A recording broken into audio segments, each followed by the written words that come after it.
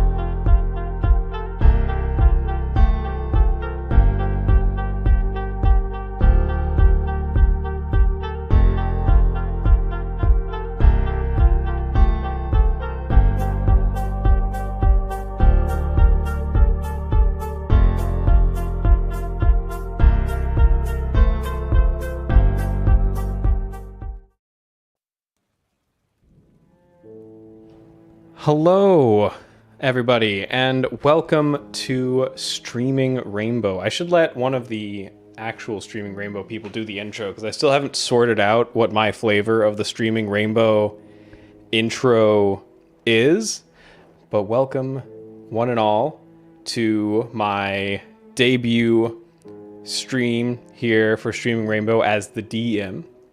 I'm very excited to be presenting Bluebeard's Bride, a horror role-playing game that's going to feel very different than the other things you've seen on this channel. We're going to be vulnerable, emotional, we're going to be talking about very dark and spooky subject matter, but most of all, we're going to be having fun. So I welcome all of you to join us on this dark and spooky journey and sit in this discomfort with us for just a little while. I would love to introduce our cast here today. Just going down the line. Cam, you want to give us a quick introduction? Yes. Hello, I'm Cam, he, him. I don't know what's happening, but I do know what Bluebeard means colloquially. And that's not how you say that word, but I'm scared. Nailed it. Sarah. Hi, I'm Sarah. My pronouns are she, her, and I am feeling nice and relaxed and ready to, I don't know, probably shit my pants. I aspire to that level of horror, to, with my words, force someone to evacuate their bowels. Yes. That's my new goal. Okay. David. Hi, my name is David. I'm definitely not scared and also not a confirmed liar on this stream. I lastly thought Bluebeard was like a new streaming name Bastion was going by because his hair is often blue, and didn't understand fully when I clicked the link. Thank you for coming to my TED Talk. And our wonderful guest, Julia. Hi, I'm Julia. I use any pronouns. It's impossible to get it wrong. I'm also scared. Yeah, I'm gonna stop talking now. We haven't even started yet. What have I done to be that terrifying? It was mostly I thought I was so literally the jovial. music. We all read the book. I It's the also music. know the fairy tale, so Yeah, that's a good place to start, actually. Let me kick us off with the story, my retelling of Bluebeard's bride. There's once a vastly rich man, a strange and eccentric man who lived in a palace out in the middle of nowhere. But his wealth, his untold fortune, was known by all. As well as that was his beard, a strange blue hue. Bluebeard had had many brides, but no one was ever quite sure what happened to them. They went to his palace. Their families moved up in the world. But whatever happened to the women, no one was ever quite sure. But our tale centers around a specific young woman. See, Bluebeard was traveling for work. He had his caravan of camels, wagons, horses, gold, diamonds, servants, riches that he was moving to his palace. And in a small farming village, a bit away from his palace, he stopped for a night. He was taken in by one of the local farmers, and in an attempt to impress or appease the Lord, Bluebeard, they had their daughter tend to him, take care of him, feed him, and Bluebeard was smitten. And after a hedonistic week, he invited her to be his next bride. Now, she didn't necessarily love Bluebeard, but when you're looking at that much money, when you're looking at securing the future for your entire family for generations, sometimes it's the duty of the daughter to take advantage of that. And so she did. She was brought to his palace, huge estate. The wedding was quick, happened sooner than she expected, and she'd even expected it to be soon. It was full of people that she didn't know, each of them in turn coming, taking her hand, wishing her luck, congratulating her on her marriage. Of the people that she knew, only her brother, her mom, and her dad were in attendance. The hundreds of other guests were unknown to her. That's right, Lily. But that night, their wedding night, before they could even consummate their marriage, Bluebeard got a call. He turned to his wife and said, "My dear, I'm sorry, but urgent business calls me away this evening." He handed her a ring full of dozens of keys. "This home is now your home. I want you to explore every room, every cabinet, every nook, and every cranny. I want you to become the master of this place as I am. I want you to meet the people here that work for me as they now work for you. But this key," he held up a small, unassuming key. "This key is to my office at the end of the West Wing. You may visit any other part of the house, but not my study. My study is a personal place, and a place that I like to be my own." And with that, he bid her adieu, and with his entourage, he left. For the next week, The bride did exactly as she was instructed. She checked every nook, every cranny. She opened every cabinet, every door.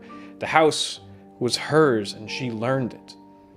But the whole time, right in the back of her head, she was thinking about that study.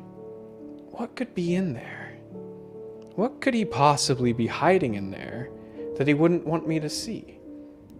It's not as though he had hidden anything from me thus far. So why that? And eventually, the curiosity got too much. How would he ever know? So one dark night, illuminated only by the candle of her lantern, she walked down the long hall of the West Wing to Bluebeard's study. She pulled the small, unassuming key and put it in the small, unassuming lock and turned it. Now here, the story is different, depending on who's telling it, when it was told. You see, sometimes the door is just the study. Sometimes Bluebeard's waiting behind the door, and he tells her off.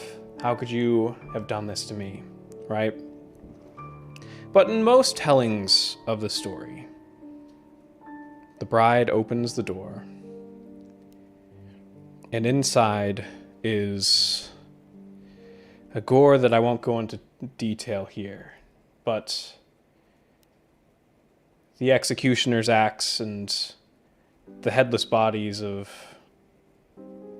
his many, many previous brides should paint a vivid enough picture. And in her shock, she drops the key.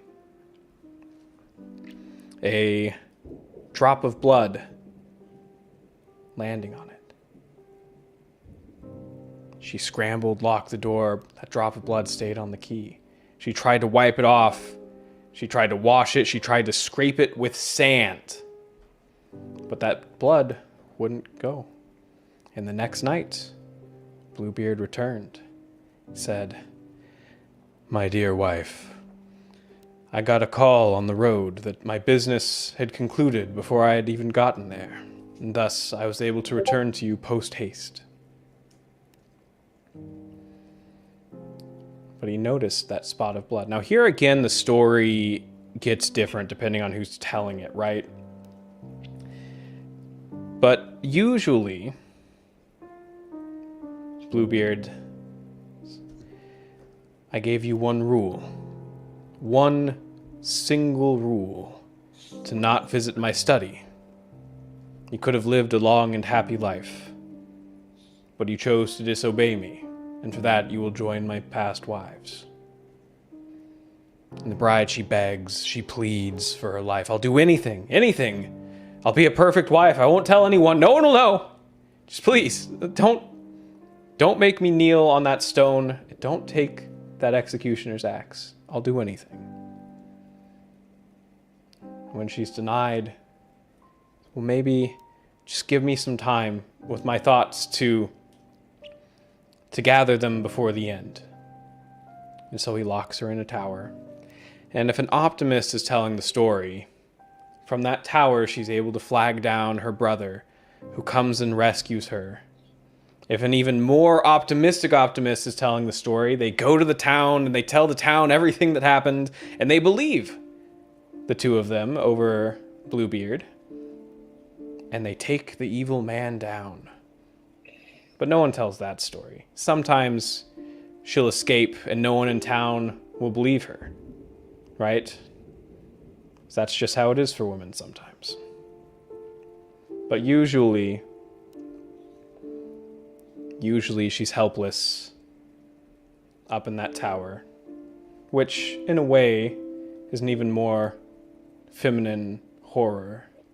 To be there, to see the inevitable, to know what will happen at the hands of a man with more power, more wealth, more sway than you could ever have.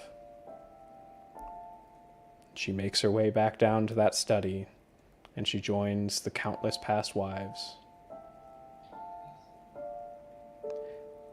We're going to be telling a version of this story now together. the 5 of us. Yeah? Are you excited? Yay.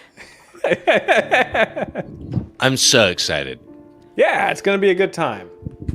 So we are going to start off with character creation.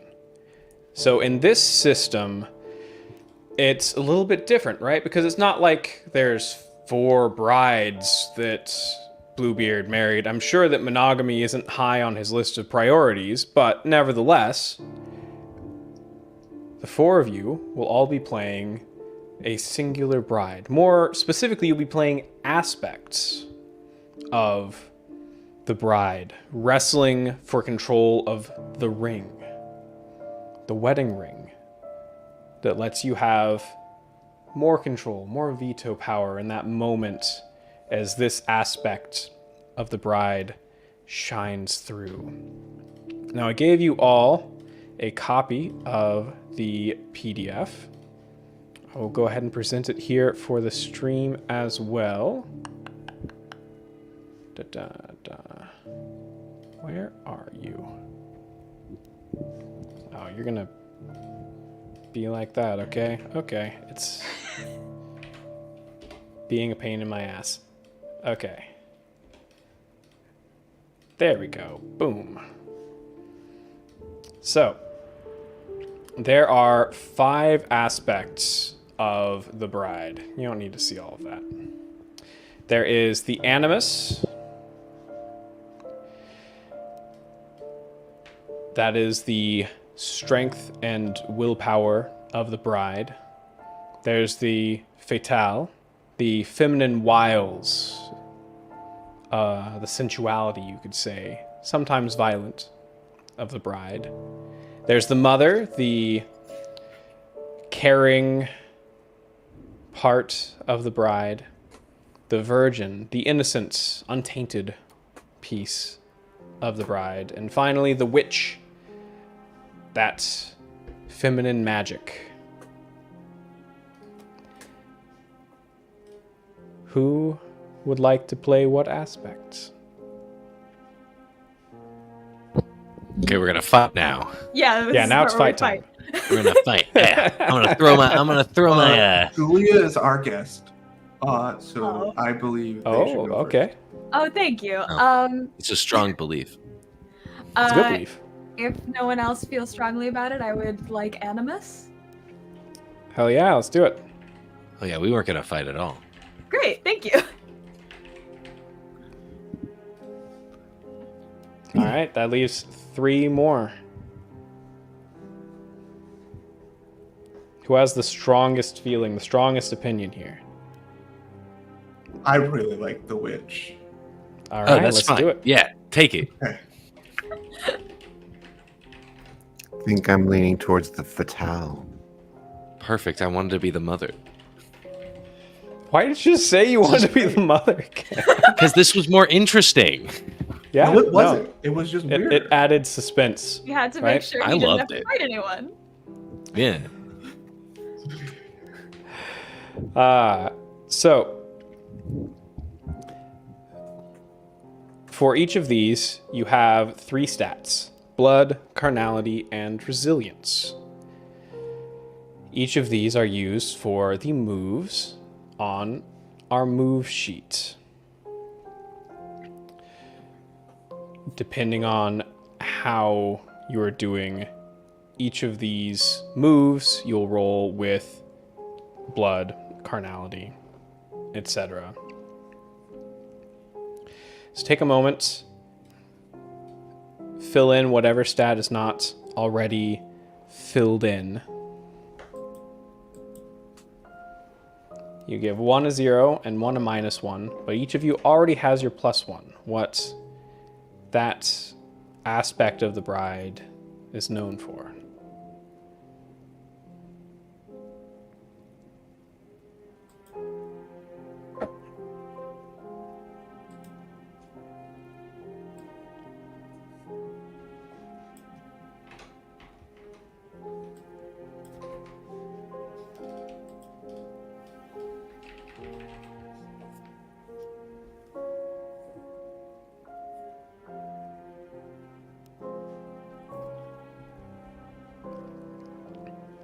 Wait, so we get a -1 and a 0, you said, right? Yep, on whichever ones are not filled out. Okay.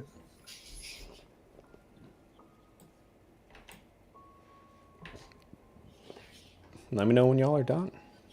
I'm ready. I can Ready. hide my... Actually, I'm not sure how I hide my sidebar here. Mm. They just get to see the sidebar. If you just close the window, would that do it? Oh, you mean, never mind.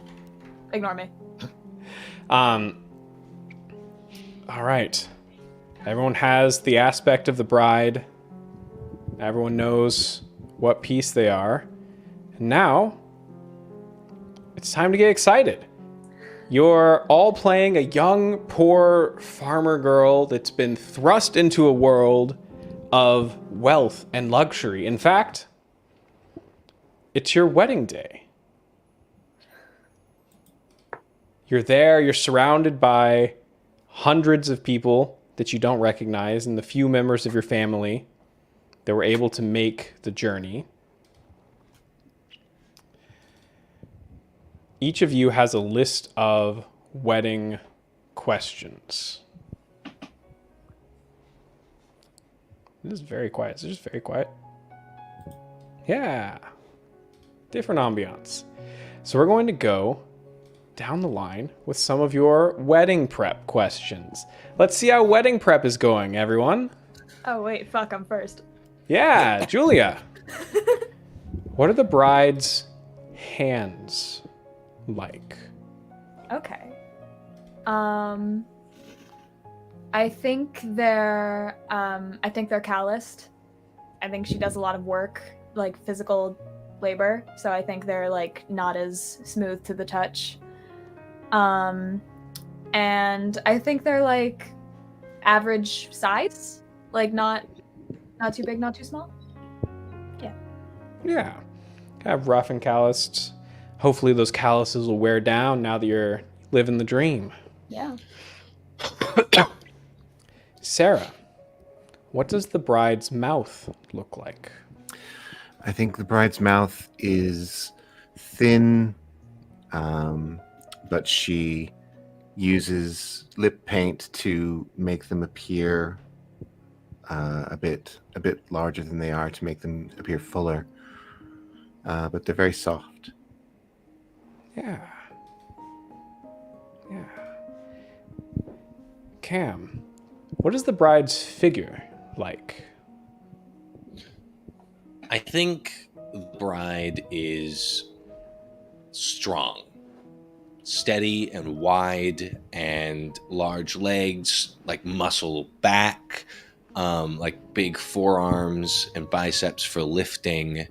I think they are sturdy and able to take care of Bluebeard, like able to lift him and move him and clean him as he needs to be. Yeah, absolutely. Strong farmer girl. And David, what is the bride's hair like? I think it's brown. Long, wavy, but it's usually up, tied out of her face, as she is a person who works with their hands largely. So it's kind of one of those deals where it's up and tied around, and then when it gets let loose, it enhances those natural curls. I love it. I love the picture that we're painting here together. But let's figure out what's wrong with the bride. Julia, what weakness do you give away when others hold those calloused worker girl hands? Okay. I hope this is a universal thing. This might just be me. But do you know when you're like holding hands with someone and you've been doing it for a while and you're not exactly conscious of it, but then you like come back into focus and you realize like, oh, I'm squeezing way harder than I mean to be right now. I think she does that maybe more often than most people. Maybe there's like an anxiety there where she doesn't quite want to let go of whoever's holding her hand. Yeah, absolutely. After all, who would hold a poor farmer woman's hand, right? Gotta hold on to it for as long as you can. Sarah, how do others keep that soft painted mouth quiet? Well, her mother has always known that if she just lowers her voice, that just triggers the bride to lower her own and to not be standing out, to not be the loudest person in the room, because that's horrifying. Yeah, you gotta fit in. Cam, what do others wish was different about the bride's strong, broad figure? Well, if we're speaking about her mother, definitely somebody who could probably fit in to society, fit in to get a good husband, and be swept away from this life. I think others wish she was more susceptible.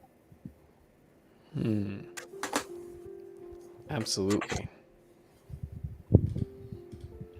And David, how do others like you to wear your hair? I think if we're keeping on track with overbearing mothers, I think she always says that she should braid it, that it takes a little more effort because it is long and it goes almost to her waist, but that it's worth it because when she does her hair up in a bun, she looks severe and much older than she is, and that she's already so old without a husband. So doing her hair like that is doing her no favors. I love that. And now we have a few questions that are each the same, but will tell us the differences between each of these sisters within the bride. Julia, what are you leaving behind from your provincial life to become Bluebeard's bride? So you said that the bride's parents are innkeepers. Farmers. Farmers. Oh, okay, better. So I think there's behind the house, there's this huge open field. And when the bride was little, like her favorite thing in the world was just fucking running around this field with her brother. Just like free as the wind. Maybe sometimes there are horses, but I think the more fun part is just like, especially on a windy day, just like running so fast that like your hair is whipping behind you. And it's just this thing. It's like when you're having a bad day, like nothing is better. Nothing like heals her faster. And it's just pure freedom. And that's something that she won't have. Yeah. Leaving behind a lot of the freedom that gives you. Absolutely. Sarah, what is the fatale leaving behind in this provincial life? Jessie, the farm dog, who always sleeps curled up at the end of her bed and gives her comfort and makes her not afraid at night. But Jessie is a farm dog and has to work, so she can't take him with her. Yeah. Poor Jessie. Cam, what are you leaving behind from your provincial life? Oh, we can't hear you. Can you hear me now? Yes. Yeah. Good. The bride is leaving behind work, hard labor, in favor of smaller tasks, probably more menial, probably more tidy. Work. Work. Yeah.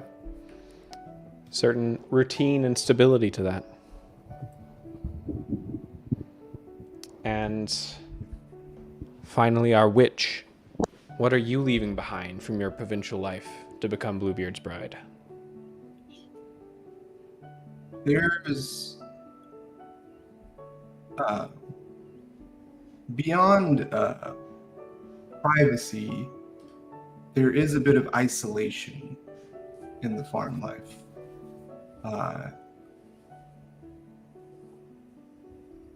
She is going to miss going days without seeing neighbors, going hours and whole days in themselves, in a whole day without talking to another human, with maybe only Jesse trailing and the views and the animals to keep them company.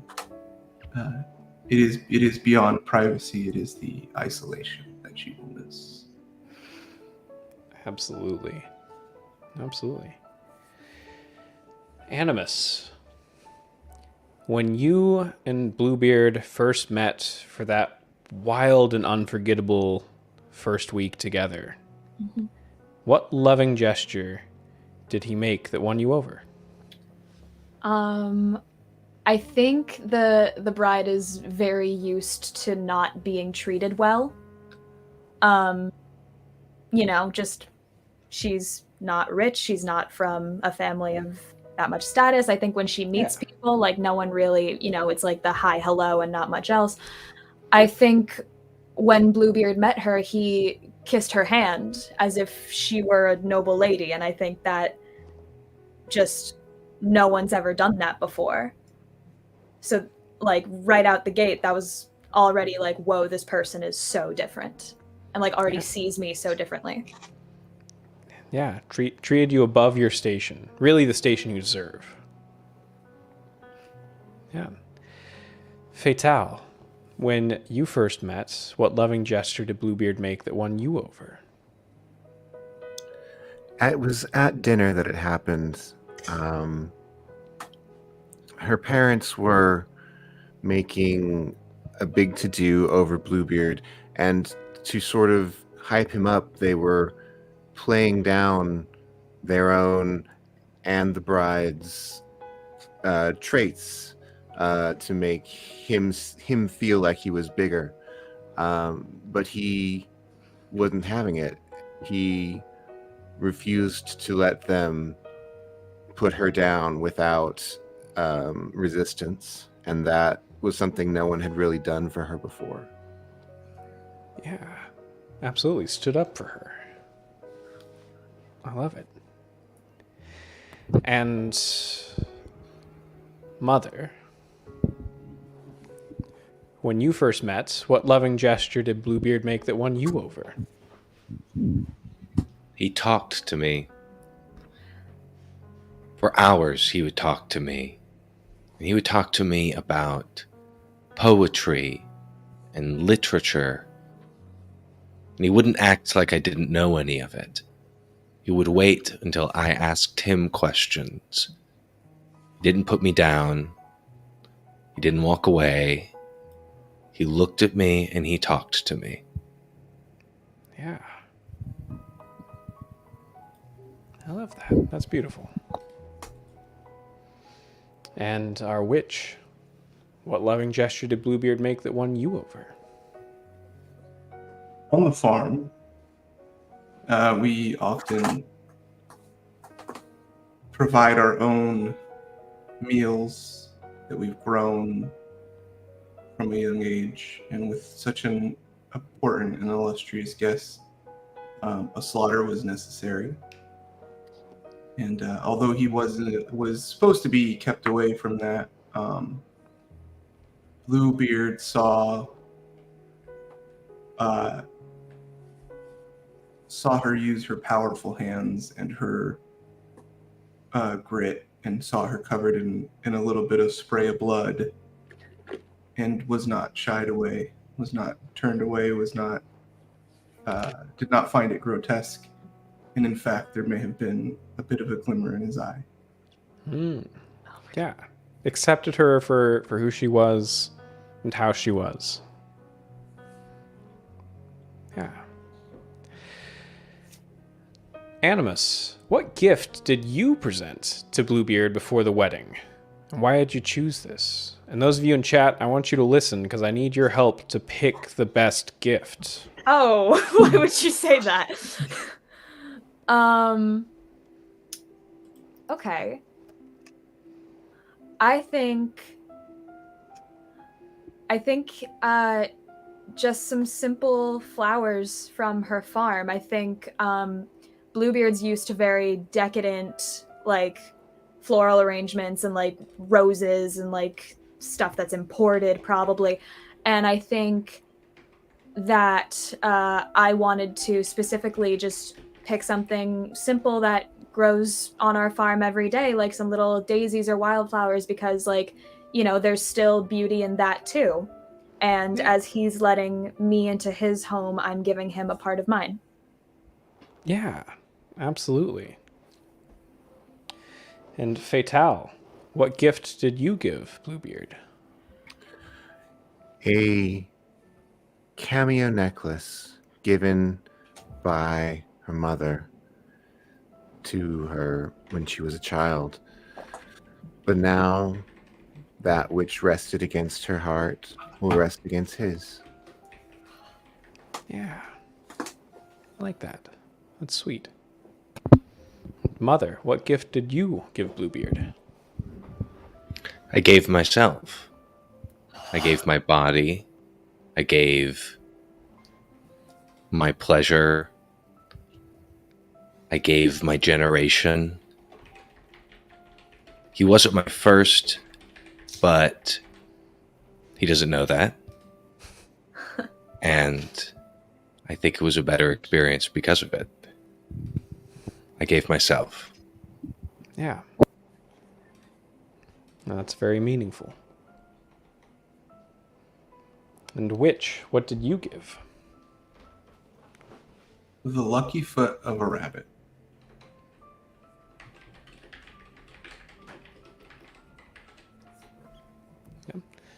Why that? As a talisman, it had a note attached. Good luck on your proposal. I love it. Cheeky gesture. Yeah. So chat, help me out here. Was it the beautiful flowers hand-picked from around the farm? Was it the heirloom necklace held so close to the bride's heart? Was it the bride herself, her body, her pleasure? Or was it the cheeky rabbit's foot, wishing a man with everything in the world luck? What do you think was Bluebeard's favorite gift? While you think of that, we come to our final wedding day question as the bride is sitting there getting done up in her beautiful wedding gown, sitting there alone in front of a mirror for a moment of contemplation. Do you trust your generous husband, Bluebeard, or do you hold unkind suspicions, Animus? As kind as he has been, and as wonderful as all of this has been, and as new and unexpected as all of this has been, men have been unkind before. I think I want this to be different so bad. I want this to be I deserve for this to be the moment where that's different. But I can't fight this, like, slightest scratch in the back of my mind that something could go wrong. But we're trying to not listen to that. Yeah. Yeah, I love that. I love that. What about you, Fatale? Do you have unkind suspicions? In the deepest, darkest places in my bosom, I know that this man can't be trusted because I know that I can't be trusted. That's deep. Shit. Ooh, I got chills from that, Sarah. That was... Mother, what about you? Do you trust this man? Do I trust a man? The answer is no. Do I trust a man who loves me? The answer has to be no. Because there is that spot, that danger within, that seed that was planted by my mother a long time ago. That if somebody loves me, there must be something wrong with them.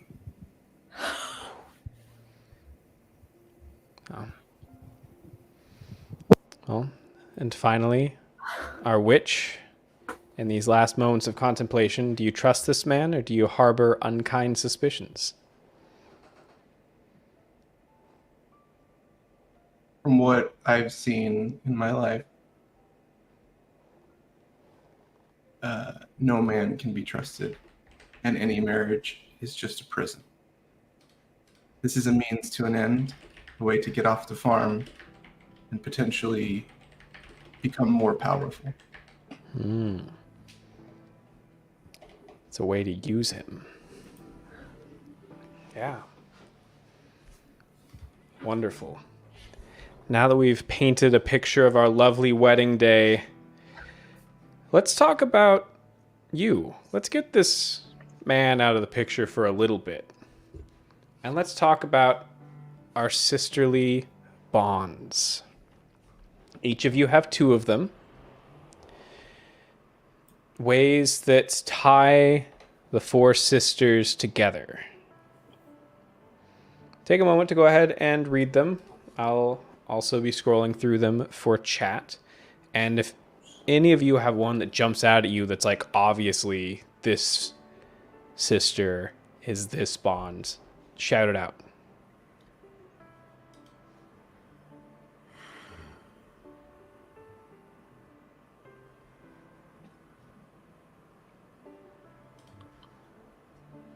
I think for the witch, my first bond, especially as they so willingly gave up our body, the mother is a useful tool to enthrall this man into my machinations. Yeah. How'd they help you with your pursuit of blasphemous craft? By giving up their body. That's what. Yeah. Yeah. Okay. A physical bond is a bond that a witch can use once you've. I mean, I don't. We're provincial, sometime in the past, right? But once you swap fluids, essentially, there's something more there. Yeah. The mother is a useful tool.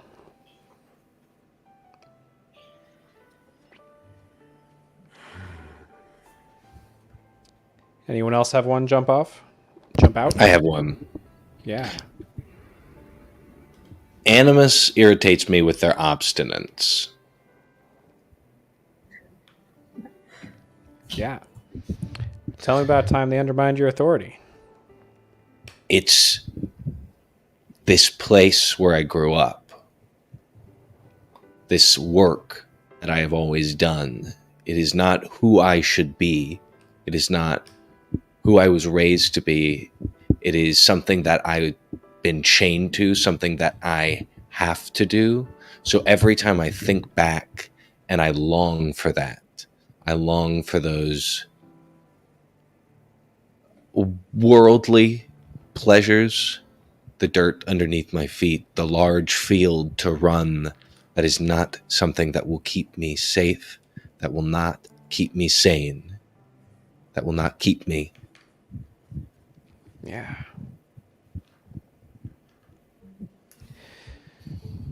I'm sorry. No, I love it.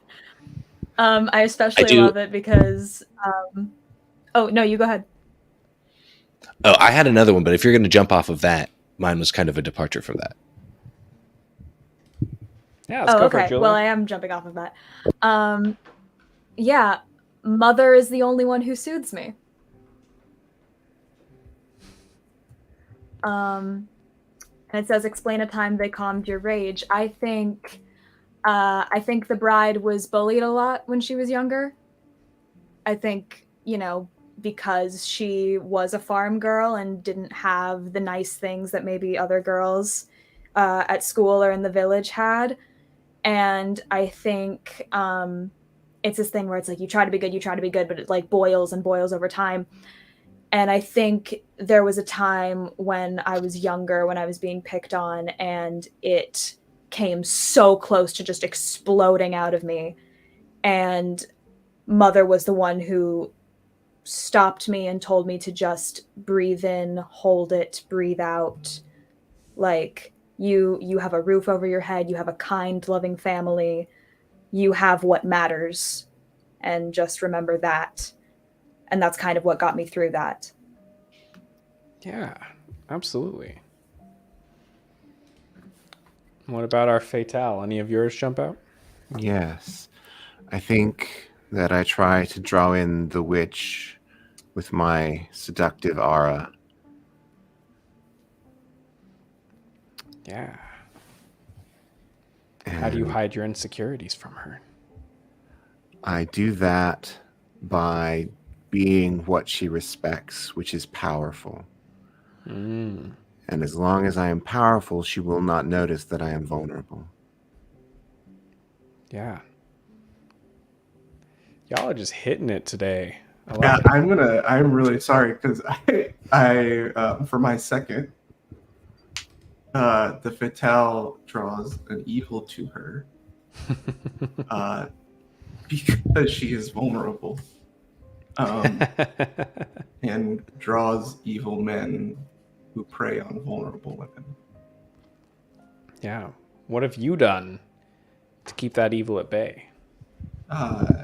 Whatever is required to maintain the upper hand. For example, the gift, which was meant to flip the power dynamics and try to ensure Bluebeard knew that I am the prize and that he is lucky to have found this wife. Yeah.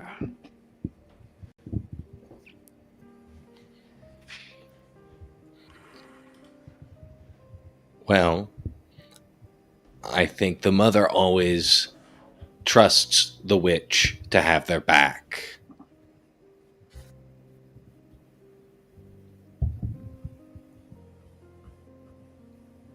It's hard to explain just a time because I think this aspect to me is the thing I turn to in the dark when I'm alone, when I'm sad, when I don't know what to reach out to. The witch is my prayer. The witch is my protection. The witch is change in a world that is stagnant and mean. Sin is just not going along with the plan. And when the plan hurts you, that's a comfort. Yeah. It's a very quotable start to our session today. I'm so here for it. Yeah. I just want to be clear. I want to take a real quick above the table timeout and point out to our viewers the group of absolute sickos that is in front of you, because none of us have stopped smiling at the disturbing, awful things we're all saying. Yeah, it's I'm it's a someone who smiles when they're nervous, actually. Yeah. All right, Anyway, maybe I I'm have my sicko. second one. Sorry. Told myself. No, but you're also right. We're all anyway. Jesus. I am envious. Yeah. I'm envious of Fatale. Because God, she just always knows what to say. And it's always perfect and clever and witty, and just any situation that can't be gotten out of physically, she can always get out of emotionally. Whereas I feel like I'm always like holding myself back from like pouncing. So I would kill for that ability to not have to fight that part of myself all the fucking time and just be able to say something and have it work. Yeah. Yeah, that makes a lot of sense because I think that the Animus has no idea of a woman's true power. And I want to teach her that because she's so strong. She holds so much of us within her that if she could just let herself go, then we would become so unstoppable. Yeah. And these are the webs that we have woven between us, which is a reference to an upcoming streaming rainbow show that no one except for me probably is going to get. I have just you no wait. fucking idea what he's talking about. So Just you wait. It's coming in April. You only have to wait like 2 months. With that, each of you has 3 potential faces, 3 ways that your aspect shows itself more specifically. Each of you gets to choose one face. You don't have to tell us which face you choose until you decide to activate it, because some of these faces, while beneficial to you, are not necessarily as beneficial to your sisters. So you choose how close you want to keep that to the chest.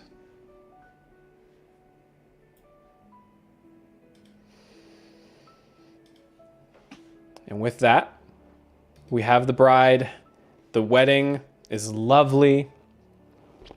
You get home just before the rain starts pouring down, beating down even against the windows and door. And as you step inside,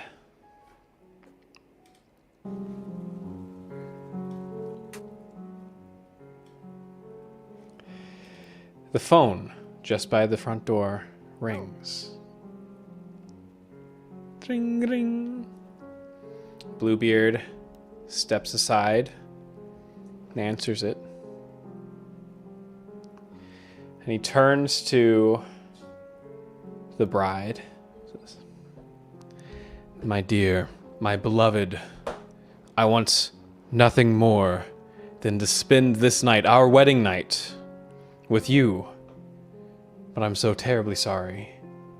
I'm afraid that urgent business has called me away." He hands you a ring of keys.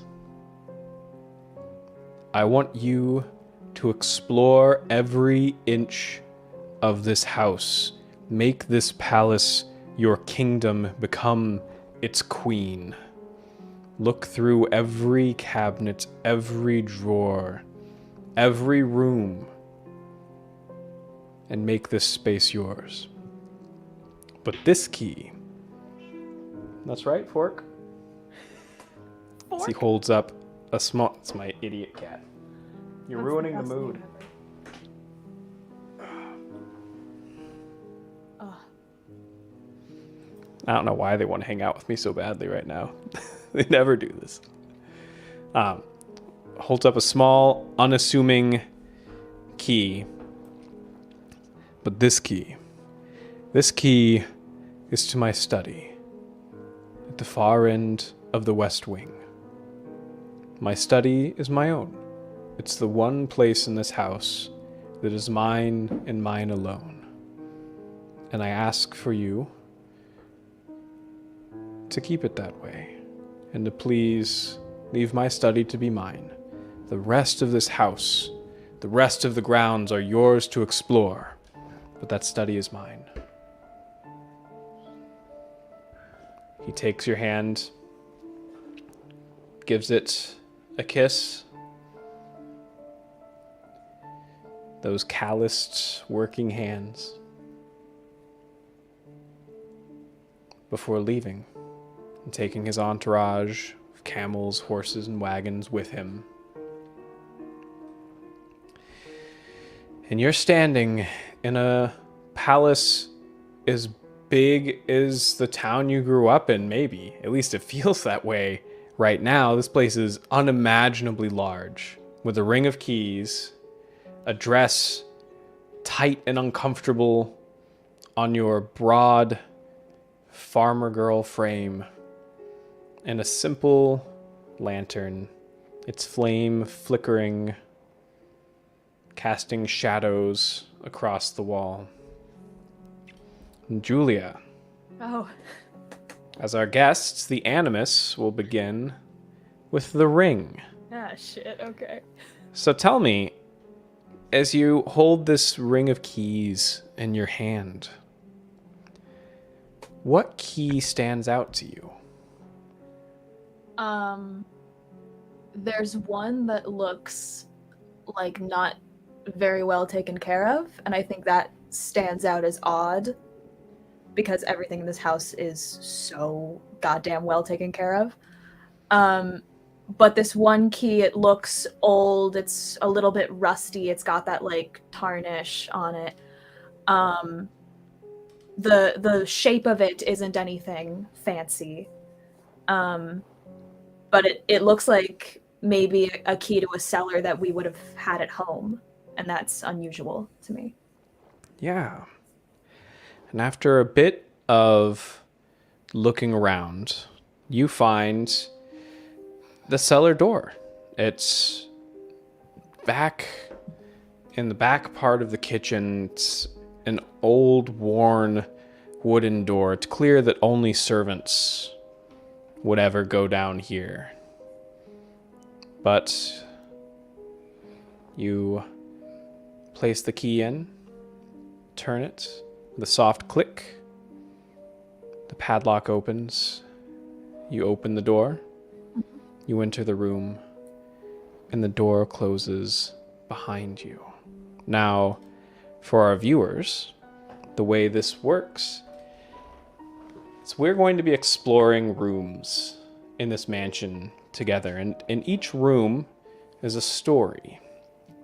Usually a story of one of the past brides, sometimes a story of someone else, sometimes of Bluebeard. But each of these stories tells us something about our new husband. And as we learn what we can from these rooms, we make a decision on whether this room strengthens our bond and brings us closer and more faithful to Bluebeard, or weakens it, makes us unfaithful, makes us suspicious. We do that by investigating the various interesting objects that we might find in the room, the various horrors that might lurk there. And as we enter this room and we walk down into the cellar, the steps underneath you, they clink strangely under your heels. They look wooden, but they clink as though they're marble beneath those heels, those uncomfortable heels. And at the bottom of the cellar is not perhaps wine or storage like you were maybe expecting, but you see a beautiful tile floor, a blue mural painted almost like you might see in Spain or somewhere else abroad. Just beautiful, artistic. And in the very center of this tile, of this mural, this beautiful work, is a clawfoot bathtub. Unlike the beautiful mural, the bathtub is in utter disrepair. The once golden clawed feet now flaked green, other colors starting to show through, take over the gold, the porcelain chipped and cracked, black lines running through it as the mold has found its way into the various cuts and cracks. Animus, how do you feel in this moment? Very confused. Is it like attached to the floor? No. Okay. I mean, it's on the floor, but it's not like attached in. Right. I think the first thought is just, what is this doing here? Yeah. What do you say to your sisters? Well, that's odd, isn't it?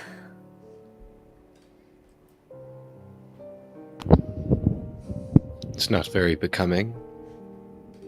No, I suppose that's why it's down here. I wonder who used it last. It has mold in it. Yeah. And as you ask that question, as though in answer, you hear a low moaning sound from within this clawfoot tub.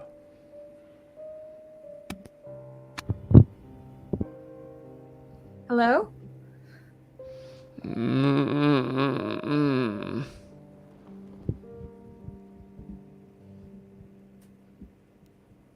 I'm gonna take like a step closer to see if I can get a view of what's in there. Yeah, this feels like you're investigating mysterious object. I suppose I am. Yeah. So go ahead and give me a roll here. Okay, and am I adding anything? For this roll, I think not. Okay. That is a 6. A 6. So, for those of you unfamiliar with Powered by the Apocalypse, a 1 through 6 is a failure. Cool. 7 through 9 is a mitigated success, and a 10 plus is a full success. So in here, we did not have success, but let me make sure I'm playing this system right. Now I'm questioning myself for a moment. Let me double check something here.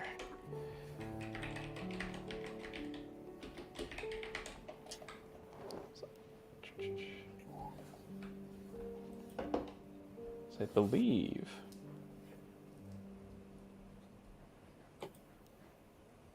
no, I don't think you have to roll to investigate. I think that I made you roll for no reason. I made you roll so I could explain how the rolling works. Gotcha, there you go. Yeah, just for the audience here. But for the investigation, it just works. I'm not bad at seeing. Do you question, since we're talking about rules, Yeah. do you have to ask 2 questions on the list? I suppose you could just ask one. Yeah. From the maiden moves at the top, right? Yeah, from the investigate a mysterious object. But I think there are very few cases where you just want to ask one. Thank you. So, Animus, you have 4 potential questions. Yeah. Whose item is this? What memories does this item hold? What about this item is odd or uncanny? And why did Bluebeard keep this item?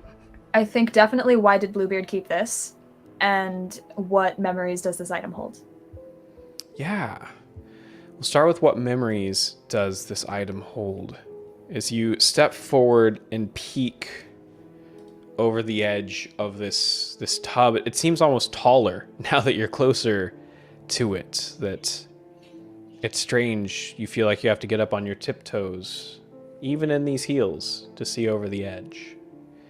But you see inside an impossibly long, emaciated figure. It's like His spine is twice as long as it should be.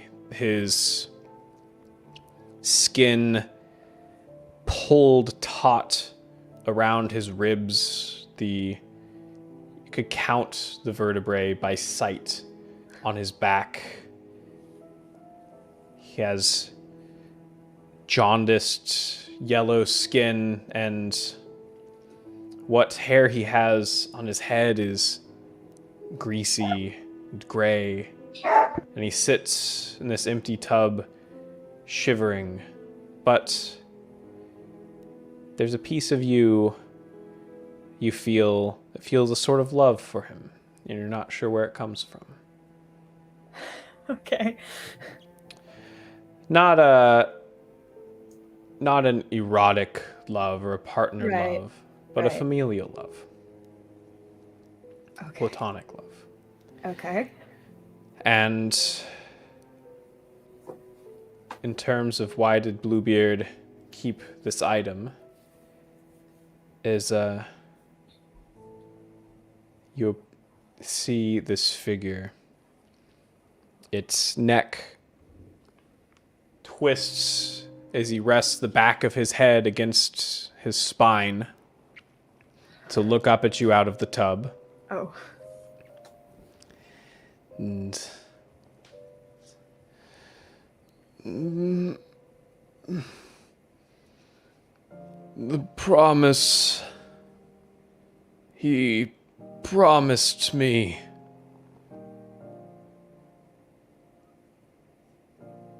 What? Who are you? What? And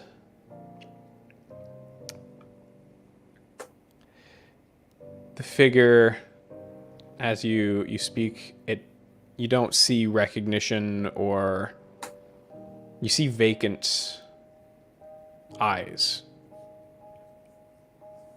as though it doesn't see you or hear you or know that you're there. As its head flops forward, you hear a thunk as it hits the ceramic bottom of the tub, and you see blood start to trickle and fill the bottom of the tub.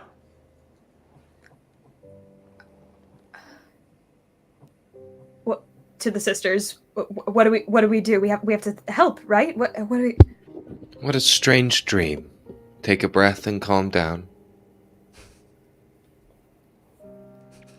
We don't need to be here anymore. No, we don't. We don't need to be here at all. Okay. I'll leave. I'm not gonna turn my back. I think I'm just gonna like out of there. Yeah.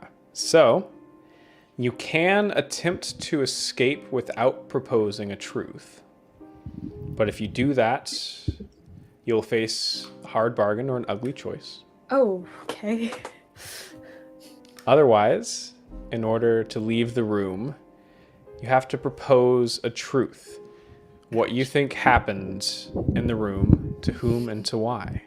Okay. If you don't feel like you have enough information yet, then further investigation is in order. Yeah, okay. So you said he like looked at me, but there wasn't any like recognition that there was a person there. Yeah, complete vacant. Okay. Is there anything else in the room? Yeah. There's the mural on the floor, beautifully well kept. And can I ask about that, or have I already asked my questions for the room? Yeah, you can absolutely investigate Okay. that. Can Or I? one of the other sisters can investigate it as well. Investigation is a maiden move, which means you don't need the ring to do it. If someone else has an idea, go ahead.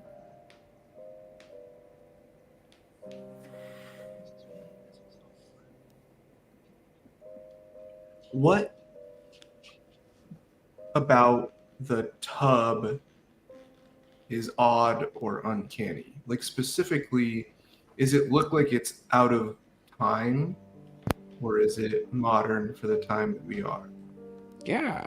Since you already investigated the tub, you're not going to be able to get any more investigate questions. But the tub itself it doesn't look like it was like out of sync with the rest of the room, or anachronistic, or like added later or earlier, or things like that. Like they seem to go together. I want to assess the room because this central horror might be distracting us from some worse horror lying behind us or something. Yeah, absolutely. Sounds like you're taking stock. What would you like to ask? I would like to ask what horror here is hidden from the bride. Oh, that's good. Yeah. And as you start to sort of whip your head around and look, what's going on? What am I missing? Right? You look up to the ceiling and you see that above the tub, it's almost as though the ceiling is sort of melted into a point as you've been focused on this strange man. And as you take stock and look up, you see that it's not smooth, it's rough. Almost like a pumice stone. As almost at the moment you notice it, it descends into the tub and starts violently scrubbing the man.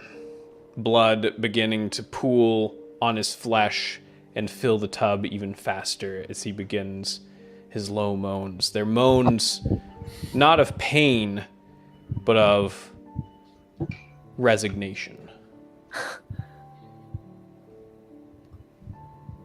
Why am I believe here? We should ease the suffering. I don't think I'm dreaming, Mother. One rarely thinks they're dreaming when they're dreaming, but dreams tend to portend something bound to happen. Just ask the witch.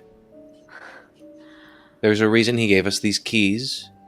There is a reason he asked us to explore. This is something he wanted us to experience.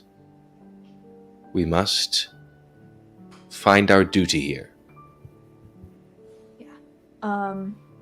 So this stone that fell, how big is it? Is it like taking up the entire thing, or is it? Yeah, so it's sort of melted to this point, almost like a stalactite, and then of just pumice, and has shot down and is now almost more like a pumice tentacle that is cleaning, you might say, this man. Okay, but okay. That feels like you have just shuddered yeah. in fear. So, what are you most afraid will happen right now? That man is gonna like get up and start walking and be awful. Yeah. Okay. Or that's that, a or very that he's reasonable. gonna die. That's also something I don't want to see right now. I think it's actually worse than that, because I think he's going to do both things. Great. So you can keep the ring and choose two of the options. It either infects you with its perversion, it takes you in its clutches right now, or it speaks to you and you take a trauma. So you can keep the ring and choose two, or pass the ring and choose one. Give me the ring, it's okay. Yeah. Okay, so pass and choose one, and I'm gonna choose infects the bride with its perversion.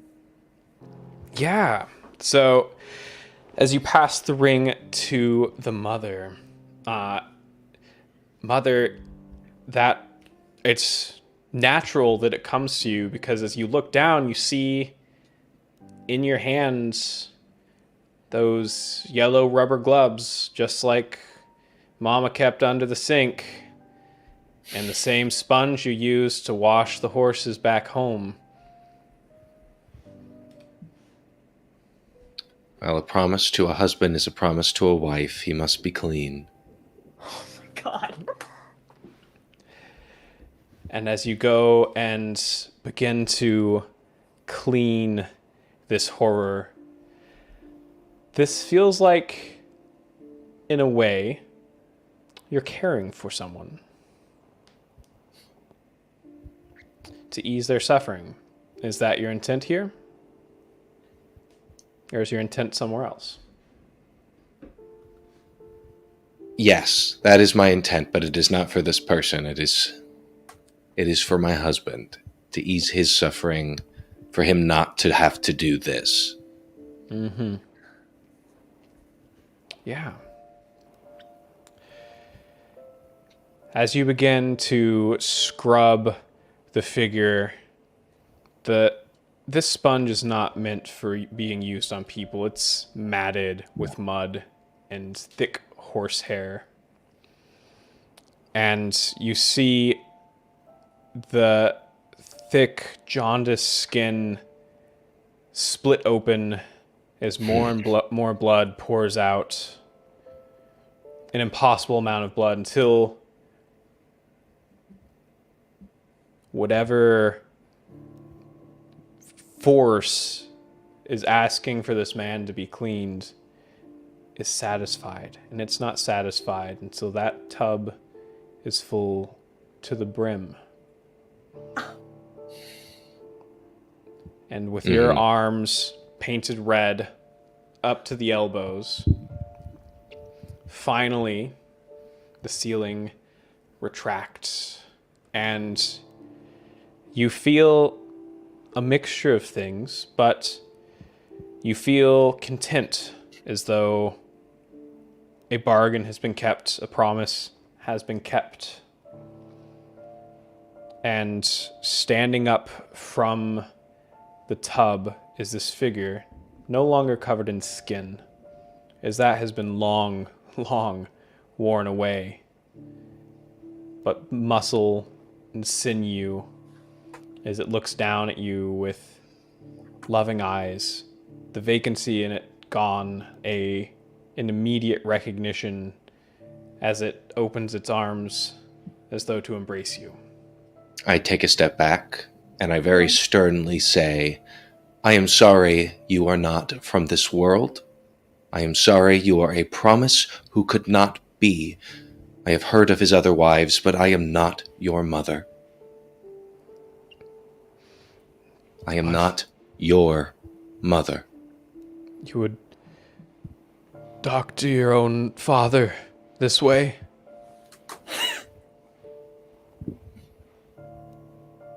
Daddy? You told me things would be better, that things would be different if I came to live with you, and this is how you treat me? Things are better.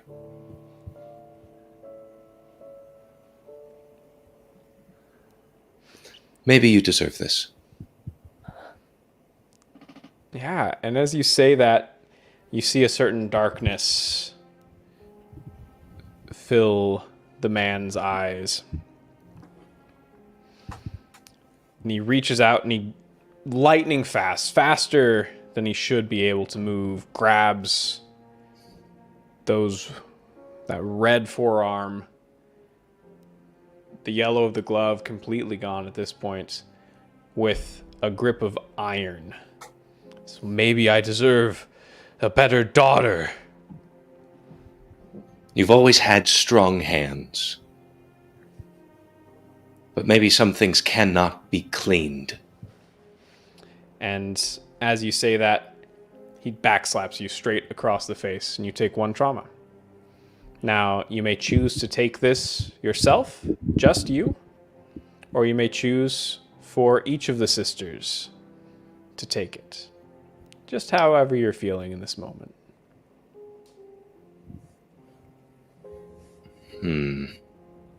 Oh my god.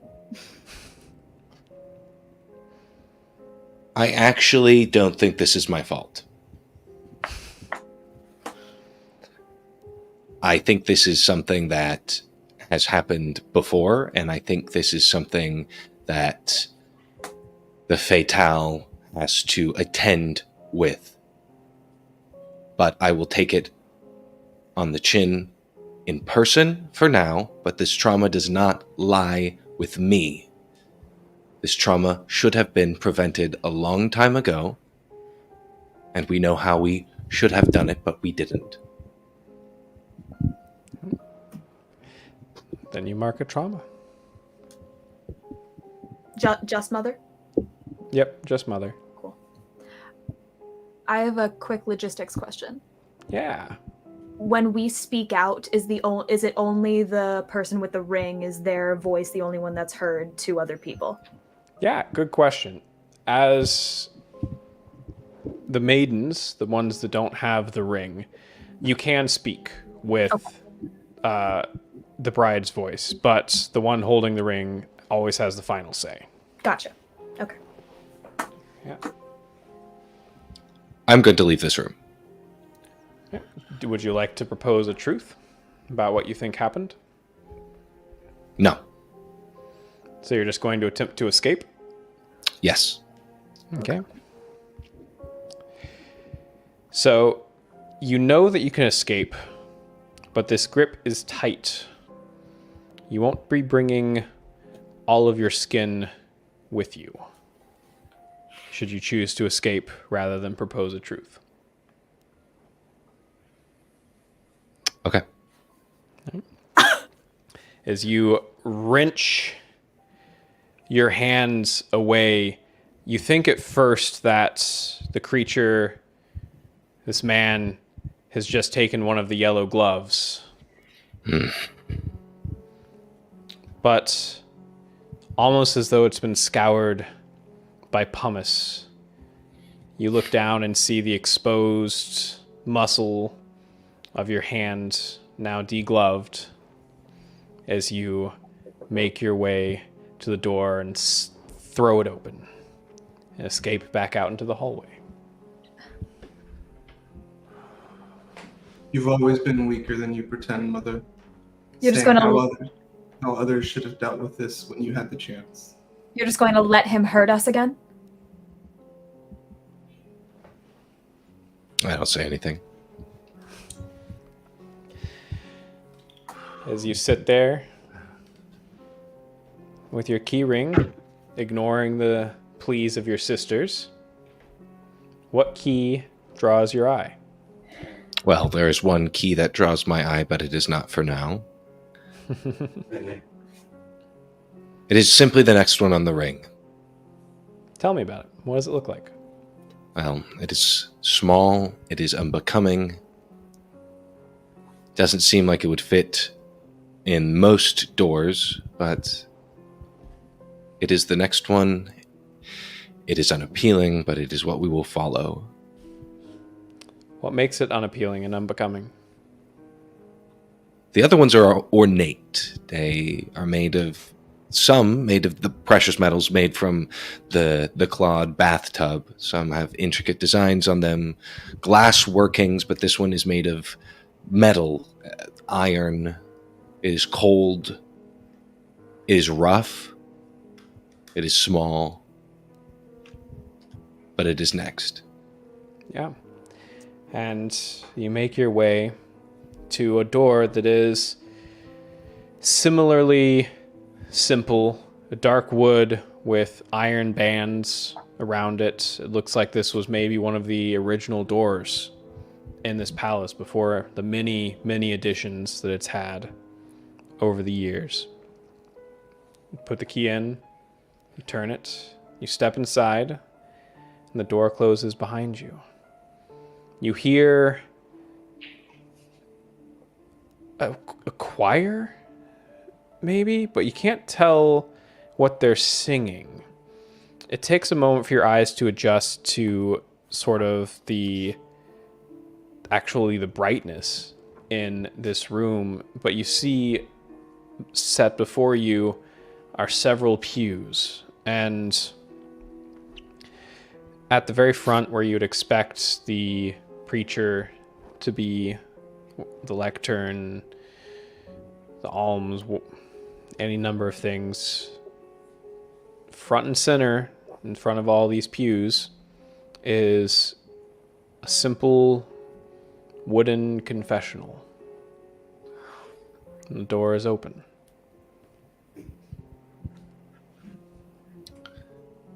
Oh, I'm gonna look around. Yes. We don't need to Well, is that- confess, No. but we are going to look around. That is Yeah. our duty. I'm going to look around this place, see if there's another story here. Maybe something more to explain what I just saw. Yeah. Does it look like the church we got married in? It does not, no. What's different about it? This is a smaller, simpler chapel. It's not ornate, it's not done up, it's not fancy. You'd maybe describe it as like a servant's chapel, even. Mm. But it Hello? sounds like you're taking stock. So what question would you like to ask from the taking stock list? I would love to ask, what does this place demand of me?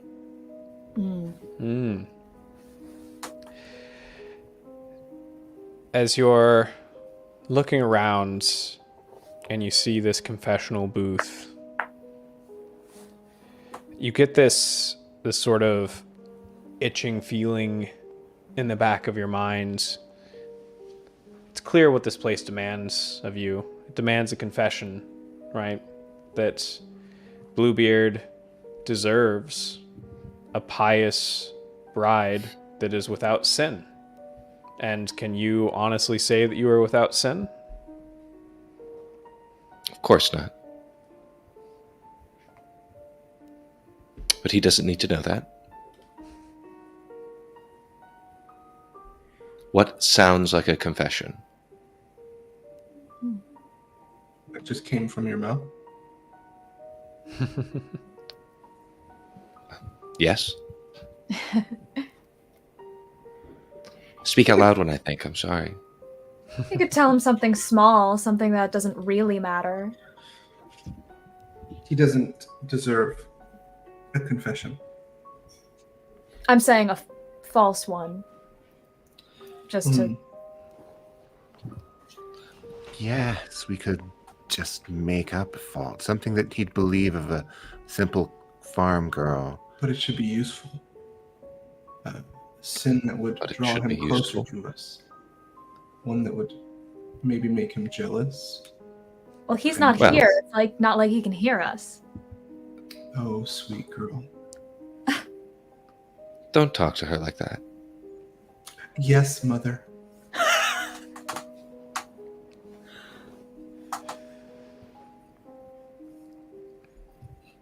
Yes, a false truth. This is a good plan. We are not his first. Why should he think any different from us?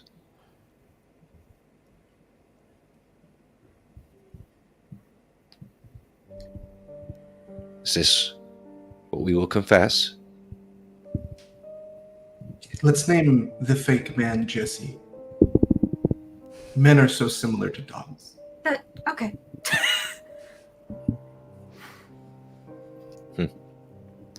I believe you are mistaken. Men are not similar to dogs. Dogs are loyal. I'm going to walk into the booth. Yeah. So you walk into the booth, the door shuts behind you, and you see a light on the other end of the screen flicker, flame, and you see dancing as though a shadow puppet almost, the face of a man, a priest, you presume. His features you can't really make out on the other side of the booth.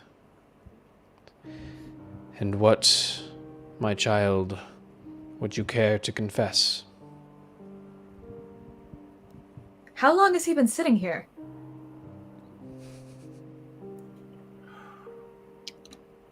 I wish to confess my sins. And how have you sinned? I have lain with others before marriage or matrimony, others than my husband. May I ask of you a question? You may Father, not. I don't answer questions from worthless sluts like you. Oh, that's not respectful. That's not respectful at all. I don't like that. I know we don't have physical bodies, but I feel like you just hear like heavy breathing from me. You must mind your tongue with the lady of the house, no matter how you feel. Is that understood? And what is Is it that you understood? think you'll do to me? The only one who can judge me is God. if you I'm do sure he'll not judge you unworthy. mind your tongue, you will lose it. You will Father. lose it, Father. It is not The- what I will do to you, but of our master. Do you not care what he thinks? Him who is so close to God, to have given him so much wealth and power? He's old. You could just grab him. That screen does look pretty weak. This man is vile because he hurts, not because he intends to. If he is hurt, then end his suffering one way or the other. That is not becoming. It is He must just know his and it place. is merciful. But it is not becoming. We are not here for just, we are not here for mercy. Then make him ours. You say this slut like you have experience. You're not the only bride who has walked these halls that thinks that they can take what they want from the wealthy just because they have nice tits or a nice ass. Is that what you think of me? That I have a nice tits and a nice ass? I think you are unworthy before God. That's not the question I asked. It's the question I answered. It's more than you deserve. It's unfortunate, really. They say clergymen just couldn't make it in the real world.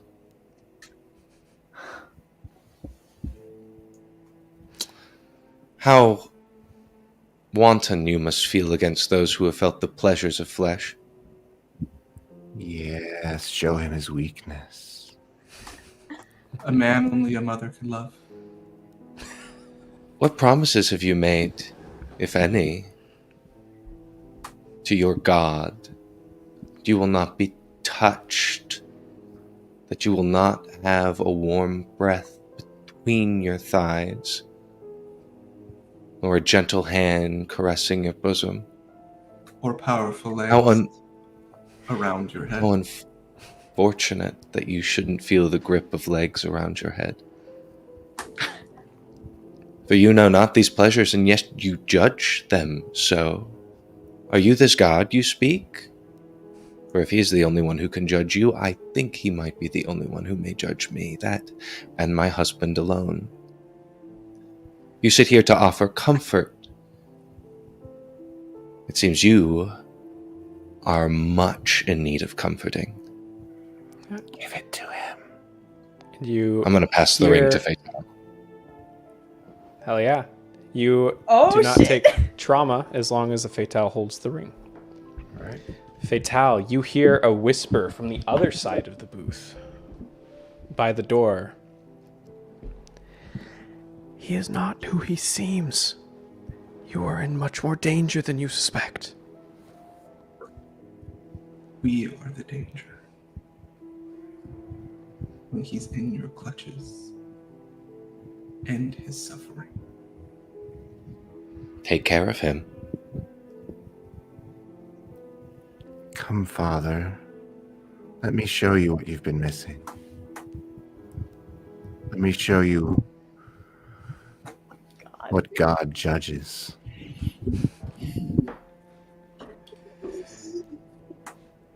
All right. This feels like you are trying to caress a horror. It does, doesn't it? Yeah. Please roll they plus trimming? blood for me. Baby, I just got 2 6s on that roll. A. Yeah, absolutely. As you goad this man on the other side of the confessional, you feel the confessional close in around you. The wood warm like flesh as it begins to warp and twist around your feminine figure. The shadow of the man, you can't see him. There's no way you could know, but you can tell that he's smiling as the warmth of the wood travels up the inside of your thigh. But more than that, you feel that you are not alone in this moment, and that you are being watched. Being watched. Oh. Is this what you wanted? Does this bring you pleasure? Does it bring you pleasure? You're the one doing it, aren't you? You like what you're doing. Is that a sin, Father? It's not a sin to put a wanton woman in her place. What is my place, Father? Is it below you? You Is that what hear, you want? Me below you? as you ask, what is my place? Oh my God. You hear Bluebeard's voice in your ear.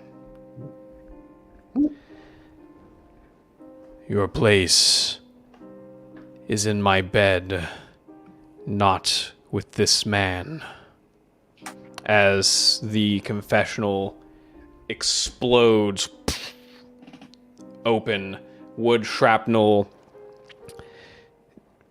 flying throughout the room, the first few pews even being displaced, pushed back as you tumble out, the cold stone on your recently degloved hand sending piercing, shooting pains down your spine.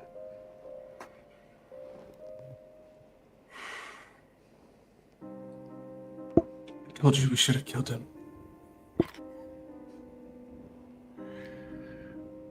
All right. Have we been released then?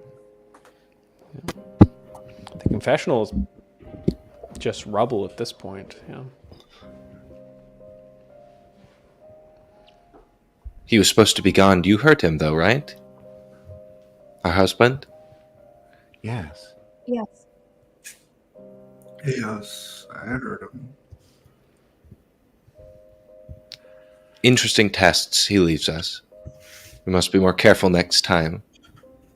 Yes, next time we just kill the priest. I think there is no room for killing. It is unbecoming. Groundskeeper, I'd like to propose a truth. Yeah. Yeah, please do. What do you think happened to this room? To whom and why? I believe that this room is set here as a test for the brides, and that all the brides have gone through it, and they've been found wanting until us. And that is how Bluebeard assesses the power of his brides. Yeah. Do you think that that brings you closer to Bluebeard and builds trust, or do you think it builds distrust and disloyalty? To me, I think it builds trust because it means he's worthy and sees us as worthy. Absolutely. Then we take a token of faithfulness, and everyone heals 1 trauma. And as you step back out into the hallway... Did we have trauma before that? Only... I Mother. think only Cam. Mother. Okay. Mother. Yeah. Yeah. Checking in here, I would like to do a brief break. How long are y'all wanting to go tonight? I'm fucking in it to win it. In it to win it. I'm fucking in it. Maybe an hour? An At hour? least. And at least. At least. 2-3 out. It's like, it is currently almost 3 a.m. here, so if I can stay up. Yeah, Hey, we'll work on I your can time. go as long as you can go, because it is Oh, yeah. only 6:44. So you are all in much. Yeah, I can do a couple hours easy. Hell yeah. Cool.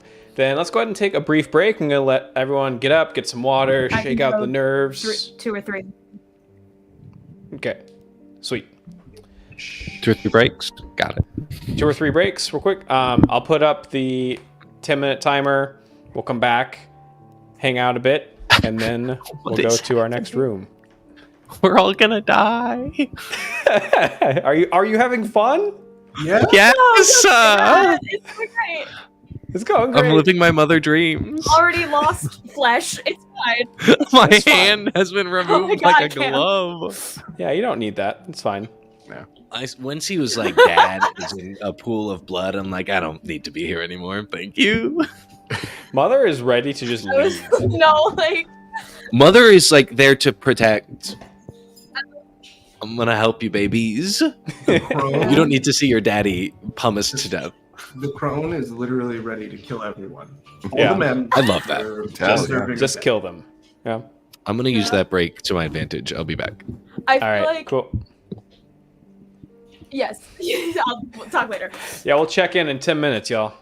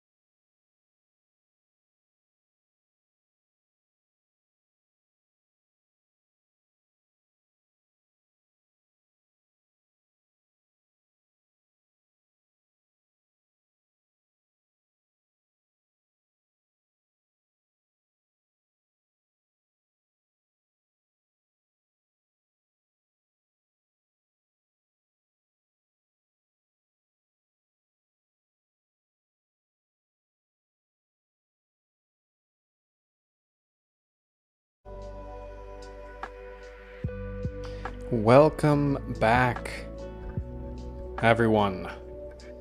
Let's do this. Got some lo-fi vibes. Don't play chill music. Don't Yeah, play put chill everyone music to like sleep this is real quick. normal. Yeah, we're having a normal, fun time. It's your wedding day. Why are you being so weird about it? How's chat doing? Have we spooked them all away? Yeah, we did. We did. But it's in the best way. in the best way. They had I to take a am- break. They'll come back and watch it. Right. So I am recording this. I'm gonna get the video from y'all as well. I might chop it up and edit it a bit. No promises. I'm not gonna promise that. But I might. Oh yeah. But do I it. do love Bluebeard's Bride. Bluebeard's Bride is it's definitely like in my top 3 systems. I think it creates such a unique experience. There's just Yeah. not any other system like it. I love the Power by the Apocalypse system in general. Yeah. The storytelling just feels so like together. Mm-hmm. And I love like the mechanics of asking questions Yeah. and telling truths. It's so cool.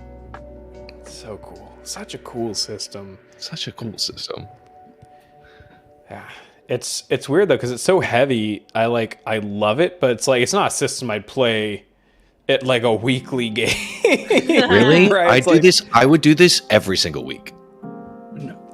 All right, Cam is actually insane, but we already knew that. I went to go acting school. therapy. It's fine. You just need Yeah. to go to therapy. No, I like this that's is what you need to this do. is the shit, man. I would This play is like the deep like storytelling, like ingrained in the character, built it Yes. together kind of shit. Like I fucking love this. Yes. Yeah. I would love to play Same. this in person. Yes.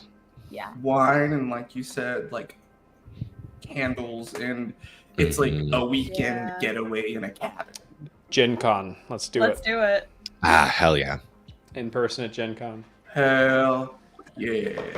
You hear us now making plans, folks out there, you little kiddos at home. Yeah.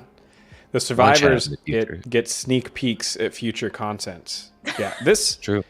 So I feel like I go through phases, right, as a DM and as a role player, where I want to explore different pieces of the medium. And I'm definitely in an like emotional phase right now. Like I want to experience and push role play boundaries to see like what emotions we can invoke. How can we safely explore like deeply complex and nuanced feelings? And Bluebeard's Bride does that for a type of like horror that is underrepresented in a lot of places, a feminine horror. And I'm hoping to do something similar with my first YouTube series with Streaming Rainbow as well. That's not going to be horror though. That's just going to be sad. That's going to be a Yeah. very tearful series. It's going to be See, Wait, let me know lovely. when you're doing that. The spectrum I of the wanna rainbow cry. is reflected in Streaming Rainbow because Lara wants to do the most slice of life, fun, Gillyton, goofy bits. And then on the other end, I brought Bastion in, and my initial plan to do my New Year's Eve one shot was a one-on-one session that explored loneliness. So if whoever's the closer on, I think Bastion's a little bit further, I think, with this into the spoopy and the psychological, because I do like sometimes I just want to go out and smash dragons. Yeah, I just want to vibe. Your beer and pretzels game. Yeah. All right. Yeah. All right. Yeah. Also, I turned my desk to stand mode because it's the equivalent of Sylvester Stallone in Over the Top turning his hat around, or a '90s dad Full gamer posture. taking his the legs off of his zip up pants. So Jesus Christ. Are we doing We're- the standing thing now? Okay, we're let's in do it. it. Okay. This is my first time standing at my desk. I don't think I'm going to do it on stream. I'm going to like pull my whole computer off. Yeah, I Right. had to make sure I was okay to stand. I did it during the break to not be Cameron right now. Anyway. All right, let's I can get rid of the chill music for y'all. Let's find a good backing track.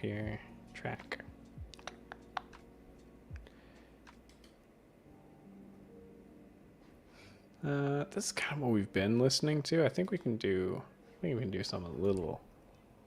Maybe some dubstep. Yeah. Yes. No.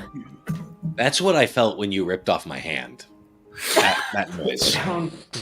The sound of the wooden floor. Someone animate that. As you open Right. the door. Wow. And Cam's just like stoic face so that he could keep the ring.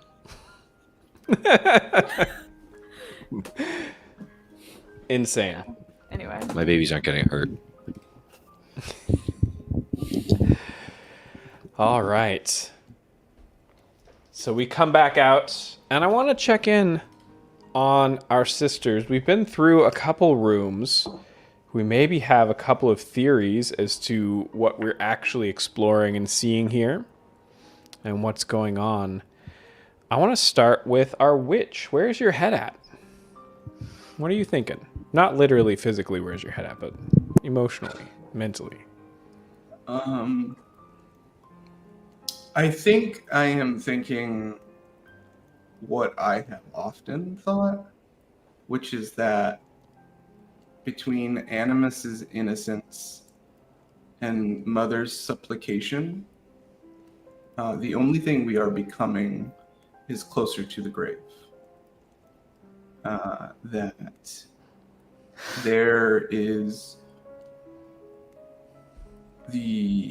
great power to be had in this house, that there is clearly something beyond that we have yearned for, and that we are passively watching it actually kind of slowly tear us apart, literally.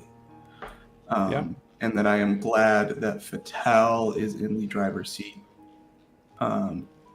because even though sometimes their flights of fancy may be distracting, there is a decisiveness and an edge that the witch loves. He is the honey to my proverbial pot. Yeah. I love that. What about our Animus? I came here with the expectation and the hope that things would be different. And so far, everyone we've seen here are cruel and mean. People are hurting me physically and emotionally. Still, again, what the fuck? And I want to do something about it, but I know I have to be good. So that's the anger that Animus is living in right now. Just feeling very ripped off. Yeah, it's that, did I trade my other struggles for new struggles? I thought I got away from all this. Yeah, absolutely. I thought if my husband accepted me, then the other people here would accept me. Yeah. And what about Don't Mother? shake your head at me. Well, there's a pragmatism to this. The Mother thinks this is not a come and roost until your time has come kind of relationship. Everyone he is married is gone. That poses a challenge. But you only take challenges when you have something to prove or no other option. And I think it's a little bit of both for Mother. They cannot go back to where they were no matter how much hurt is in the future. Because going back and doing that is death. In this society, what matters is what lives on. And if you have any chance of making that threshold, then you must play this game. absolutely. Then finally, our Fatale holding the ring. Yes, right now, Fatale is in this place of brutal confidence where she thinks that she's figured out, well, something that she's always thought has been true, and that is that being powerful is the secret to getting through this. If I'm powerful, I won't get hurt. Instead, I'll hurt or care for as I choose what is around me. Yeah, absolutely. Chat, where is your head at? How are you feeling? Do you think you know what's going on in Bluebeard's palace? Do you? So, Fatale, as we step out into the hallway, feeling like we've gotten a piece of the truth here, there's above the table, there are tokens of faithfulness and tokens of disloyalty. And I should have asked you in the last room, what token, what physical object did you bring from that room as your token of faithfulness? A literal piece of the shattered confessional to remind us that we did that we can do that. Yeah, absolutely. And once we either get 3 tokens of faithfulness or 3 tokens of disloyalty, we will finally be in a place to approach the final door. And we didn't get either in the last room, right? In the first room, we Or in the ran first room, away. I meant. Yeah, we just ran away. Yeah. We ran. Typical mother. So, Fatale, what key on the key ring draws your eye? I think Fatale looks very carefully through all the keys to find whatever seems like the most important, and finally sets her eyes on what would normally be just an ordinary key, except it's got a little piece of tape on it, like it was labeled to keep it to make it easy to find, so that it could be used in a hurry whenever it's needed. Interesting. All right. You take this key with that little piece of tape, the label on it worn away at this point, and you make your way to find the door that it belongs to, and you find what appears to be maybe a child's room. It's a more modern door than the ones you've seen thus far. The ones you've seen thus far were maybe original to the palace, as I said. This one's a newer. The varnish is still fresh on the wood, and there's a sort of sign on it that probably at some point held someone's name, but has since faded. You put in the key, unlock the door, step inside, and the door closes behind you. Inside the room, you see a beautiful crib, probably handmade, fresh white paint. You see the walls have a silly wallpaper with rubber ducklings on it. There's a mobile above the crib that you can't quite make out the shapes on it. It doesn't quite look like animals, though, from here. And you see a rocking chair set by the window. Looks to be of a similar construction to the crib, fresh white paint. And in the middle of the room, hanging from the ceiling, you see a sex swing.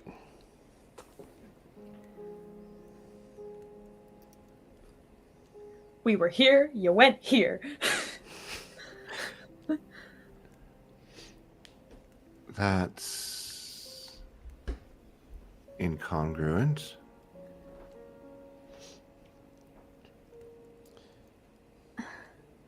Well, all right, so I wasn't prepared for innocence, and so I was very frightened. And as soon as I saw that sex swing, that was such a relief.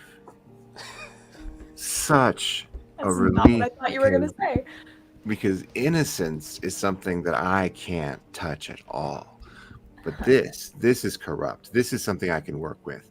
I'm going to look and examine that sex swing. Absolutely. See where it's pointed at, like what the position is that someone would be in for it, everything about it.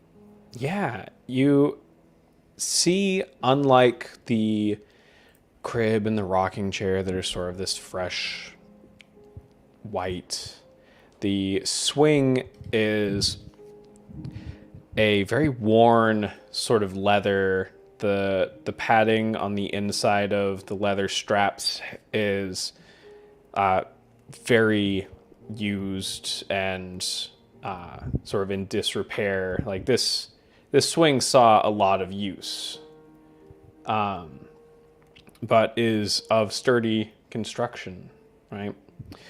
What 2 questions would you like to ask from the investigate a mysterious object move? What memories does this item hold? Yeah. As you sort of run your fingers along the sex swing and examine it, try and understand what it is, right? You see above it, where it's bolted into the ceiling, a mirror. And looking up at the mirror, you see a woman that looks very much like you. But better. You know, more attractive, slimmer. Her hair is a little nicer. Strapped into that swing, and you see Bluebeard above her, using the swing for its intended purpose.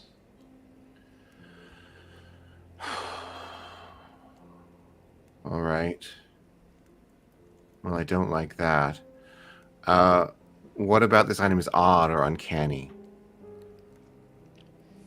Yeah, as you look and try and sort out, like, what is this? You see, you didn't notice it at first because there's so many of them, but the rope above the swing and even the leathers, they have countless tick marks, as though someone, each time it was used, and maybe hundreds of them. And as you're sitting there, almost feeling an obsession to try and count them, an obsession with how many times, you hear someone from the rocking chair behind you.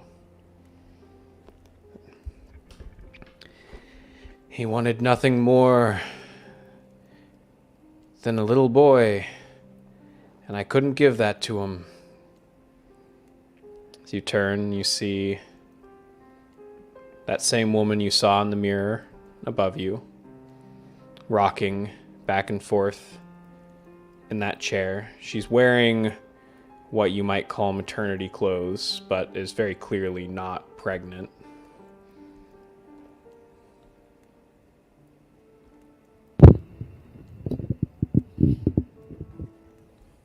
And I imagine he didn't take that well?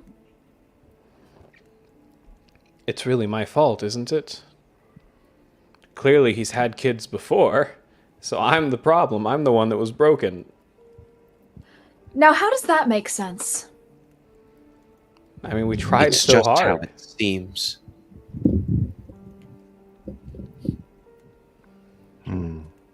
Every day, multiple times a day, different positions. I heard that if you rocked back and forth, my mom said, old wives' tale, that it would help the baby come.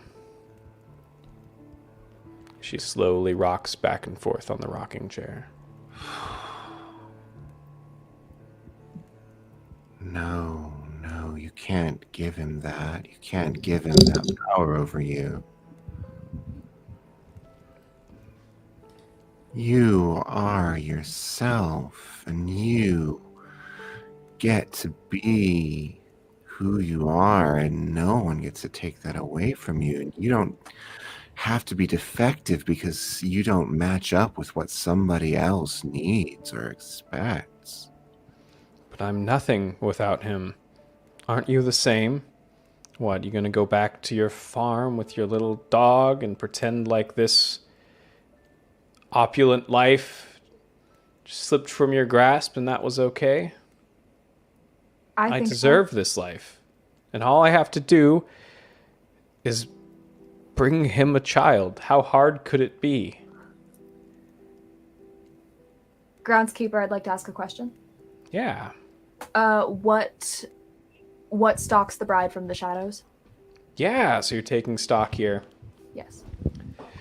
So, as you're sort of speaking to this woman and getting her side of the story, you hear the swing begin to swing.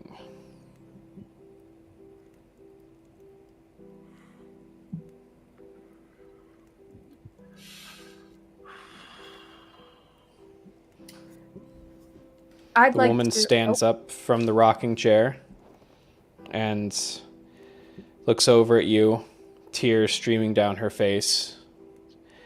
If I couldn't give it to him, it's your job. It's your wifely duty.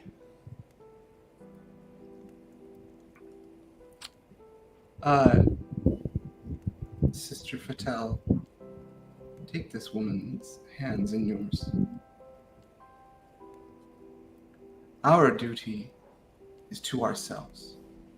If you desired a child, you should have sought not just the rocking and the comfort of a man, but the power that witches and women hold. And for your reasons could have provided a child. That is true, but it's okay to fall short. And I'm going to take off our outer robe to just be wearing the negligee underneath, and use that as my special power to care for someone. By showing that I can be powerful even with my imperfections, just like she can. Yeah, and you see, she takes the robe, rather than puts it on, she sort of bundles it up and holds it as though it's a child in her arms, and looks and starts cooing and rocking it gently back and forth as she takes a seat back on the rocking chair. It's all I ever wanted. It's all he ever wanted. It's such a simple thing, and you did it without even trying. You did that. That, just moments ago, was a code. And with the power of your womanhood, you did that.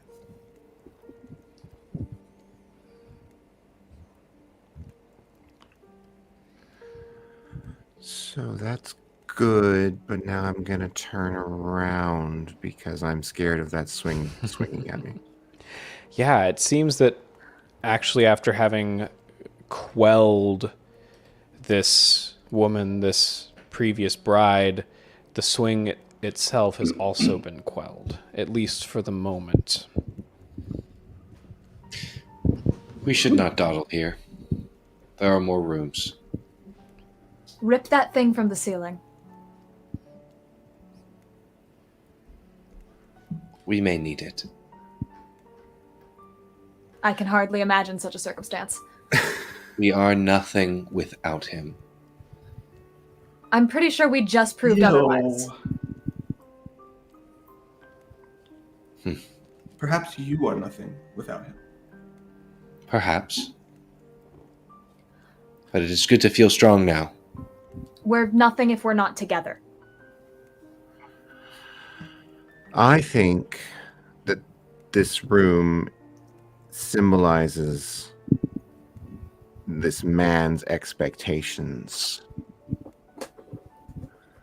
And I object to being put to them. As you should, sister.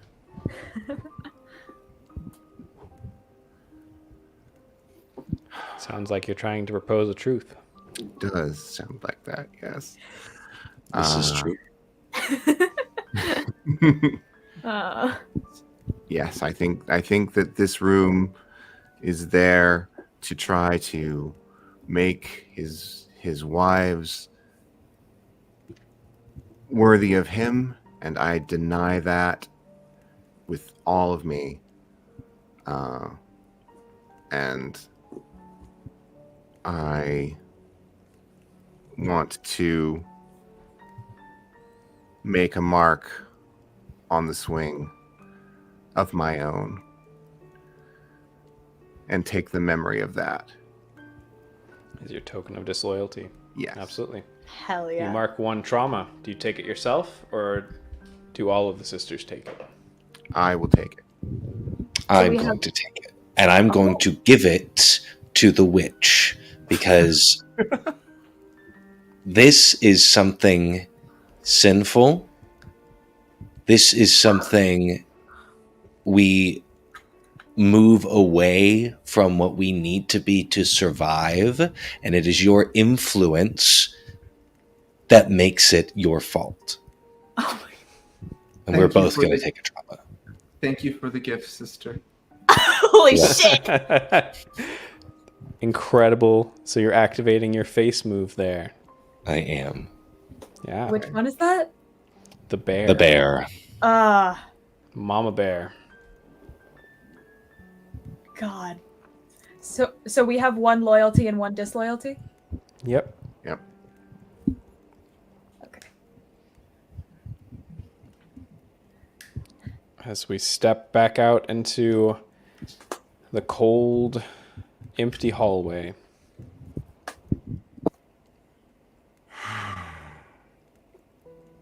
I believe, witch, that you crave direction in this place. And so I wish to hand the ring to you. Ooh. Thank you. So I have a weird mechanics question. Yeah. Technically, I'm not supposed to get trauma because I gave the ring up. Is that correct? That's true. Oh, yeah. right. So I don't take a trauma.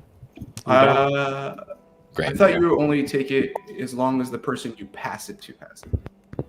They did. Yeah, because the mother passed it to the fatale. So the mother can't take trauma. Oh, that's right. I'm mixed up in our directions now. Yeah. Okay. All good. All right. Wait, so does it mean I take two? Or I took No, one? you just take the Right. one. You just took one, right? Yeah. Yeah. Sorry. Mother just gets off scot-free. But Cam, you still do have one from before, right? It was No, healed. it was when you healed. Took the Oh, token of shit. faithfulness. Damn. I'm here to play a game, y'all, okay? There are points Okay. now. Think the witch. Yeah. What key draws your eye?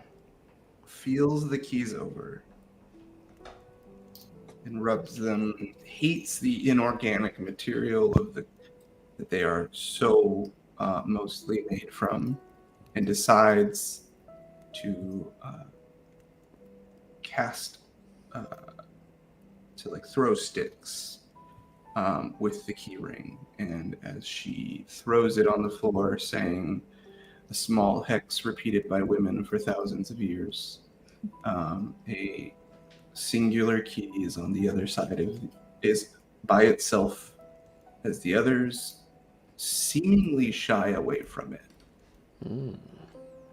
And it is big, ornate, and inlaid with a white material that is probably ivory and not bone. Probably. Yeah, absolutely. And you take this key and you find the door, and it's similarly ornate. You see the sort of white, probably ivory, around the edges, and you see almost like actually a quilted pattern on the inside with sort of this gold and silver trim connecting the different pieces of this quilt. You put the key in, unlock the door, open it, step inside, and the door closes behind you. You find yourself in you wouldn't recognize this as a farm girl, but this is a room for the lady of the house to get ready. You see a massive wardrobe to one end with a couple of mannequins set next to it wearing various dresses, their proportions the same as yours. You see a vanity in front of you, the mirror on it shattered. And atop the vanity is an ornate ivory jewelry box.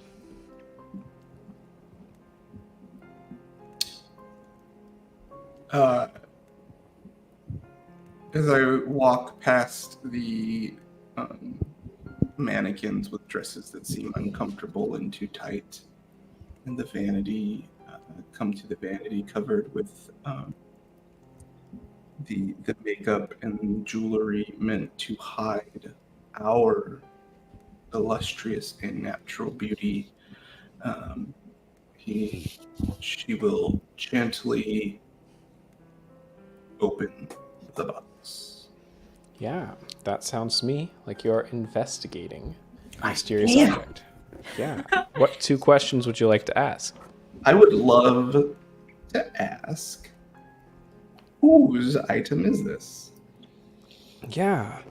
As you open the box, you see written in, not written, engraved, rather, on a silver medallion at the bottom of the lid, the name Elizabeth.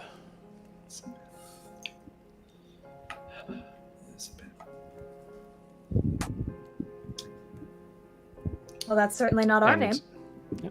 But you recognize it almost innately as one of the previous brides. How many Elizabeth were? You may not like it, but this is what we prayed for. I prayed to no one, or nothing. No, but I prayed to you. We made this happen. And we will do the best with this. Now, why did this insufferable man keep this box? Yeah. Also, is there anything pretty? The important questions. It's all pretty, dear. Yeah, and as you look it over, why did Bluebeard keep this? Why is it important? You look into the actual box, and you realize it's not full of jewelry or even pearls like you thought at kind of a first glance when you're reading the medallion, but rather it's full of pearly white teeth. Oh, okay. God damn it. Are these milk teeth or? The roots of the teeth are long and stained with blood, still red.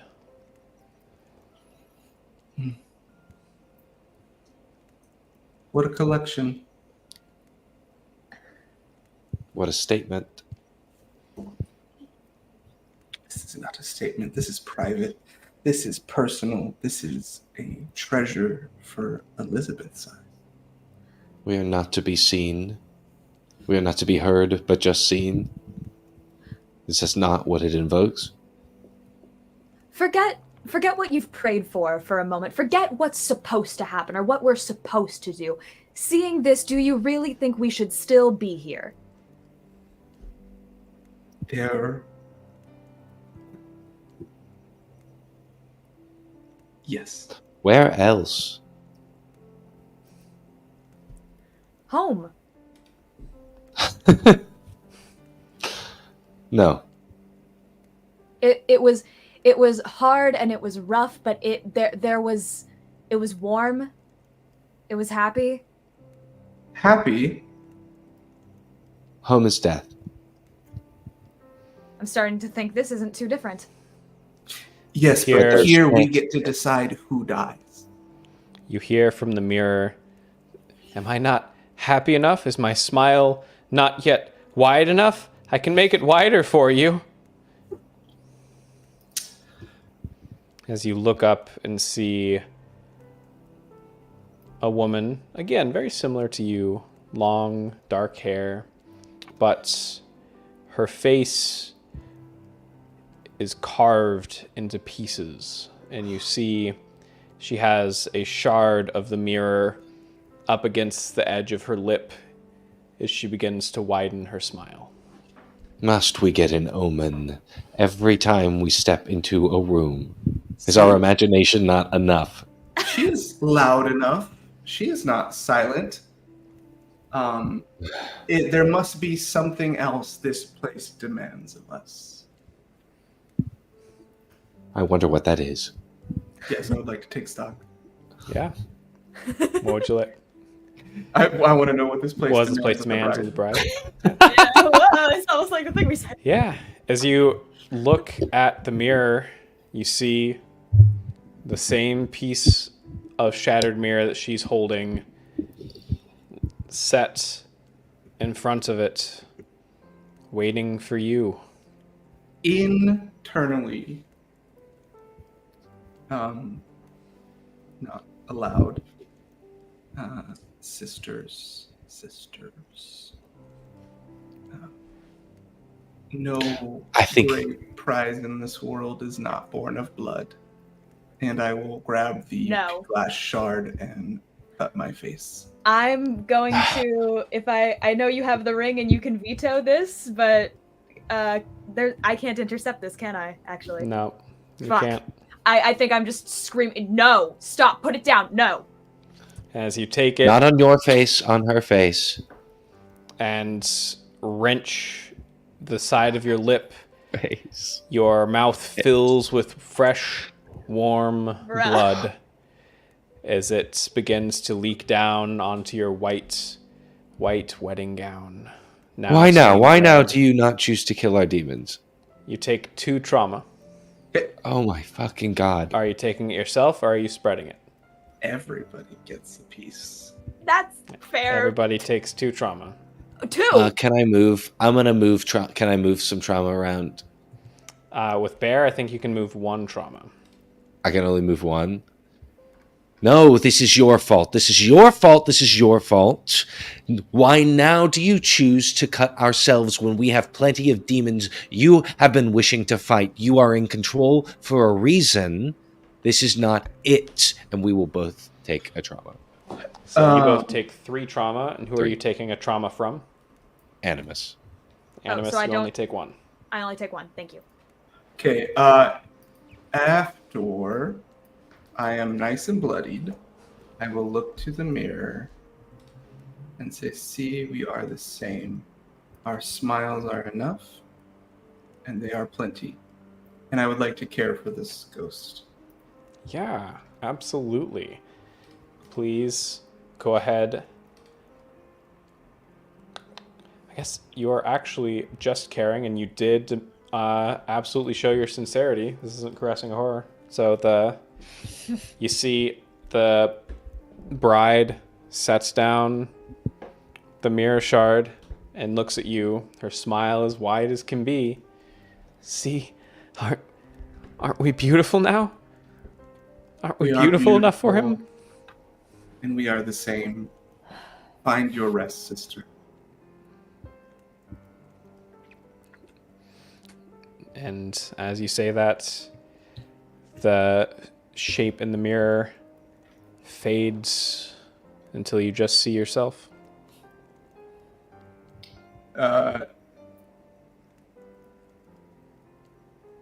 My sisters. Whatever duty has been or is expected of us, there's been enough shown that we've seen enough to know the truth, and that is in our current state and in any woman's current state, they will never be enough for Bluebeard. It is not ours. It is not our fault that this man has gone through so many women. It is his. And that is the truth I propose, that it does not matter what we do. It does not matter how big our smile is, how many children he has. Bluebeard will find a reason for us to be another trapped soul in this house. Yeah. Do you see that as a token of faithfulness or disloyalty? Of disloyalty. All right. And what token do you bring with you from this room? A tooth. All right. As you make your way from this room, bloodied, bruised, in your negligee, you stumble back out into the hallway. Give me the ring.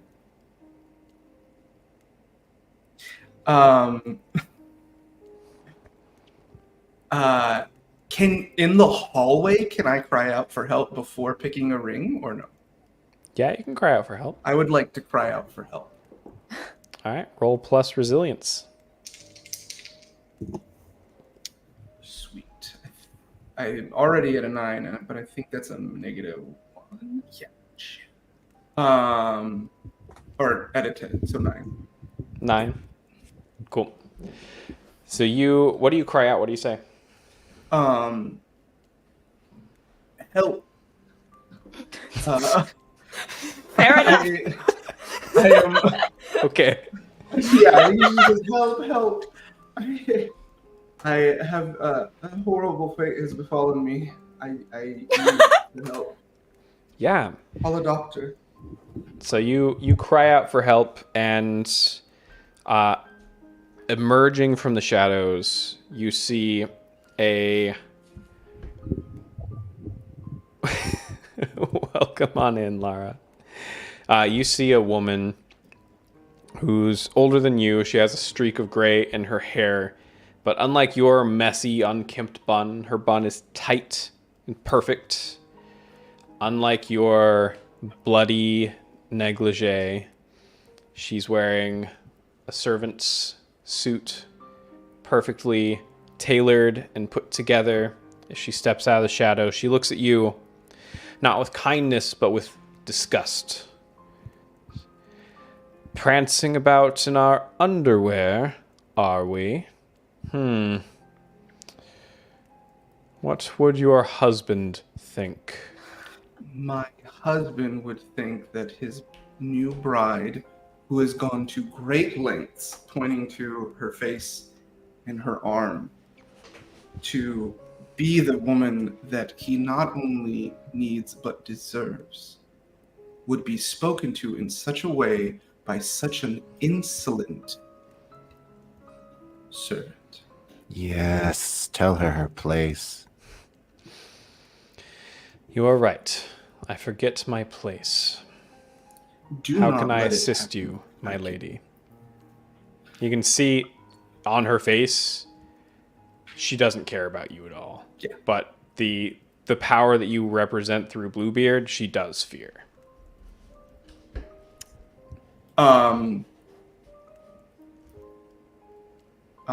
Sorry, I forgot what I was doing.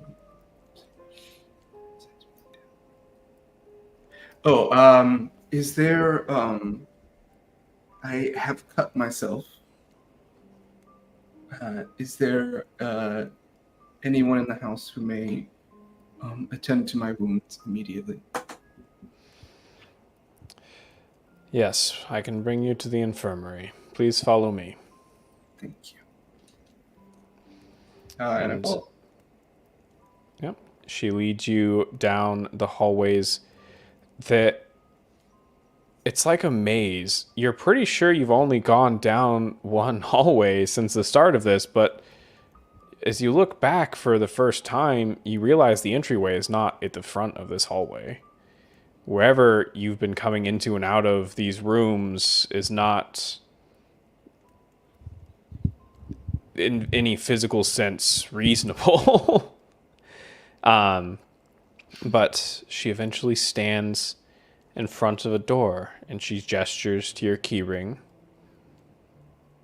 Says, "You have the key to the infirmary, no?" I do. Thank you. Take care. And she will hand her, offer her unbloodied hand, to care for the servant.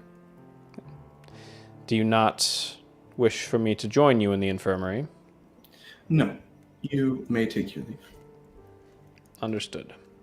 And as I would like to show my face now, before I die, because I have 4 trauma, the Viper. When I care for a servant, I poison them with lies. Oh my god. And they choke on words and die. All right. Yeah. What lies do you tell them? You have been a good and faithful servant. You will find peace in the next life. She looks at you, perplexed. What do you... Is first green, then putrid black smoke begins pouring out of her mouth. She stumbles back against the wall and begins trying to crawl away, looking up at you with fear and confusion. She only gets a few crawling steps away before she collapses on the cold, hard ground. Shouldn't I have didn't looked want down to on see. us. As I enter the key into the ring, I say, for anyone else watching, there is a new woman of the house. Take care the way your tongue wags. And I will hand the ring to Animus. Yeah. Animus. What does the infirmary Thank you. key look like? Or do you even go to the infirmary? I think it's pretty basic. I think am I still bleeding out of my face? Yeah, but it's nothing you can't put up with for a little bit. I would like to not be bleeding out of my face. So yeah, let's go in. I think it's just a plain silver key. There's nothing crazy about it. It's not a room that needs to have anything fancy. Right. It's just an infirmary. Yeah, you Mhm. put the key in, open the door, step inside, and the door shuts behind you. As you look around, this is not like any infirmary you've ever seen. It feels more like a cellar. The floor is cobblestone, black with soot. In the middle is an infirmary bed, but it feels like an altar almost. And you see around the edges of this strangely circular room are various jars and vials and devices, spices, all sorts. And standing next to the infirmary bed is a figure. You're not sure the gender because it's covered head to toe like a surgeon. Hello? Yes. How may I help the lady of the house? As you can see, I'm wounded. I would just like to be bandaged up. I see. You would like to look more presentable for the master. Now, I don't recall saying that. Did I say that?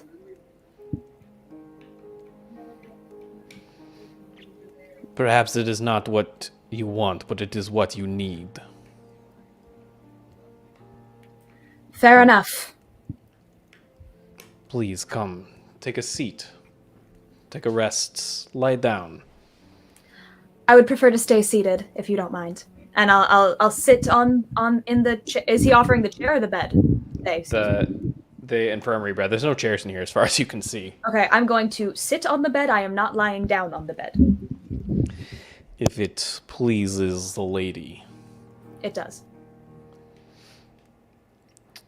You see that he begins going around the outer edge and gathering various things. None of it looking like it would actually help with your issues immediately. And internally to the sisters, no one is going to hurt us again. That is not true. Then I'll Be make it. prepared for it. Good. You know, he does not ask for this, but it is my little gift to him. He deserves the best after all. But of course, What is this gift? I'll relay that. The gift of the perfect bride. Oh, no, no, no, no, no, no, no, no, no, no, no, no, no, no, no. Can I see like what sort of things he's grabbing?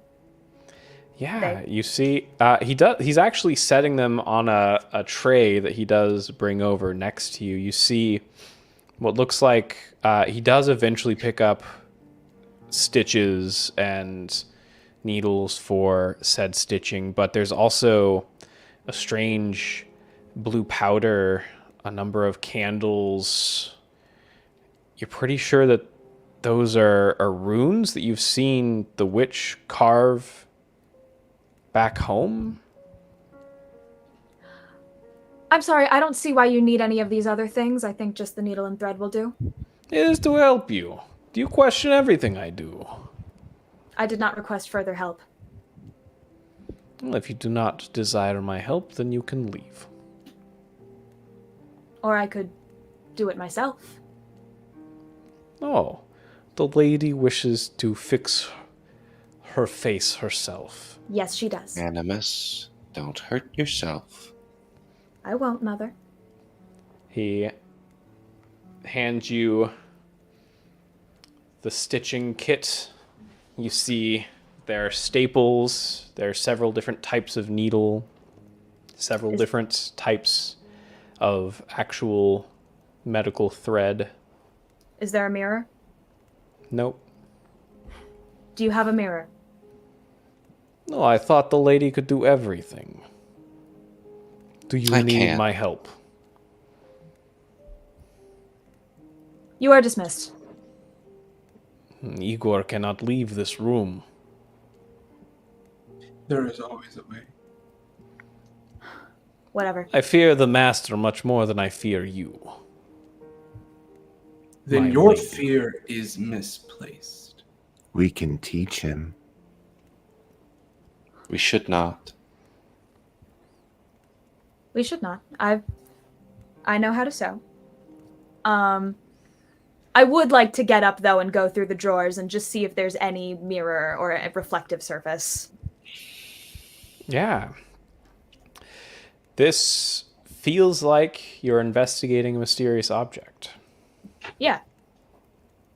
What questions would you like to ask about the drawers lining the outskirts of this room? Let me go to the list. Okay. I guess, what memories does this item hold, and what about this item is odd or uncanny? Yeah, so as you sort of go through the various drawers and cupboards and things like that, you see a picture of a young boy that you don't know how, but you recognize it to be this Igor.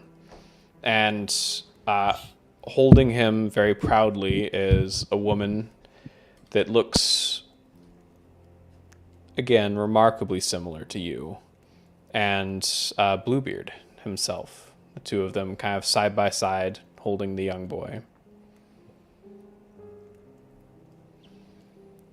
And you asked, what about this item is odd or uncanny? Yeah. Yeah.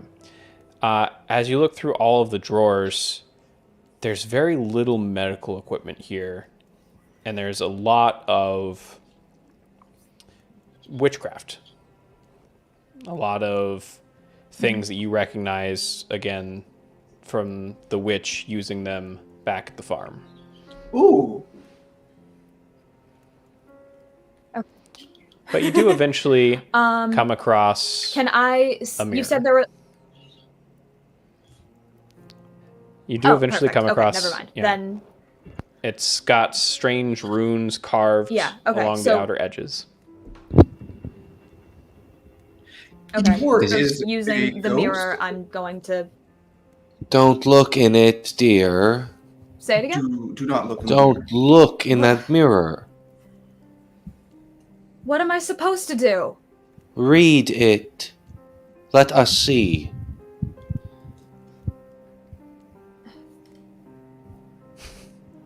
Can't. What do the runes say? Do they Yeah. say anything? This feels like either the witch or the mother are trying to investigate a mysterious object. Yes. What memories can the witch glean from this item? Yeah. So as you look through the runes, you see that this is, while it kind of functions as a mirror, it's more almost intended to be a picture, but a picture that captures more than just the way a person looks, but a small piece of their soul. Someone is in this mirror. At least a small piece of them. We should do with this mirror internally. We should do with this mirror, as someone else did with the mirror in the previous room.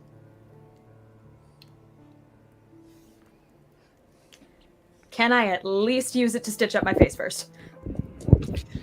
If you would like a piece of your soul in the mirror, we can vote on All right, that. fair enough. I'll. This I would is say perfect because I would like to use my face move. Pulling out the face moves. Let's go. Yeah. Sorry, Cam. You can finish? I think people are cutting out on my end a little bit. Oh, okay. I was going to say, before you do that, you might want to talk to who's in it. If we are on this path, if we are helping, Okay. we might be able to do so. Or you can break it and learn more. I mean, you're very good at that. I'm just gonna briefly look over my shoulder. Well, my face move, if I were to break it, I get another question. It's not bad. Question real quick for clarity. I might have missed it. Is Edgar a ghost or a servant? Igor? Igor. No idea. No idea. Got it. Okay.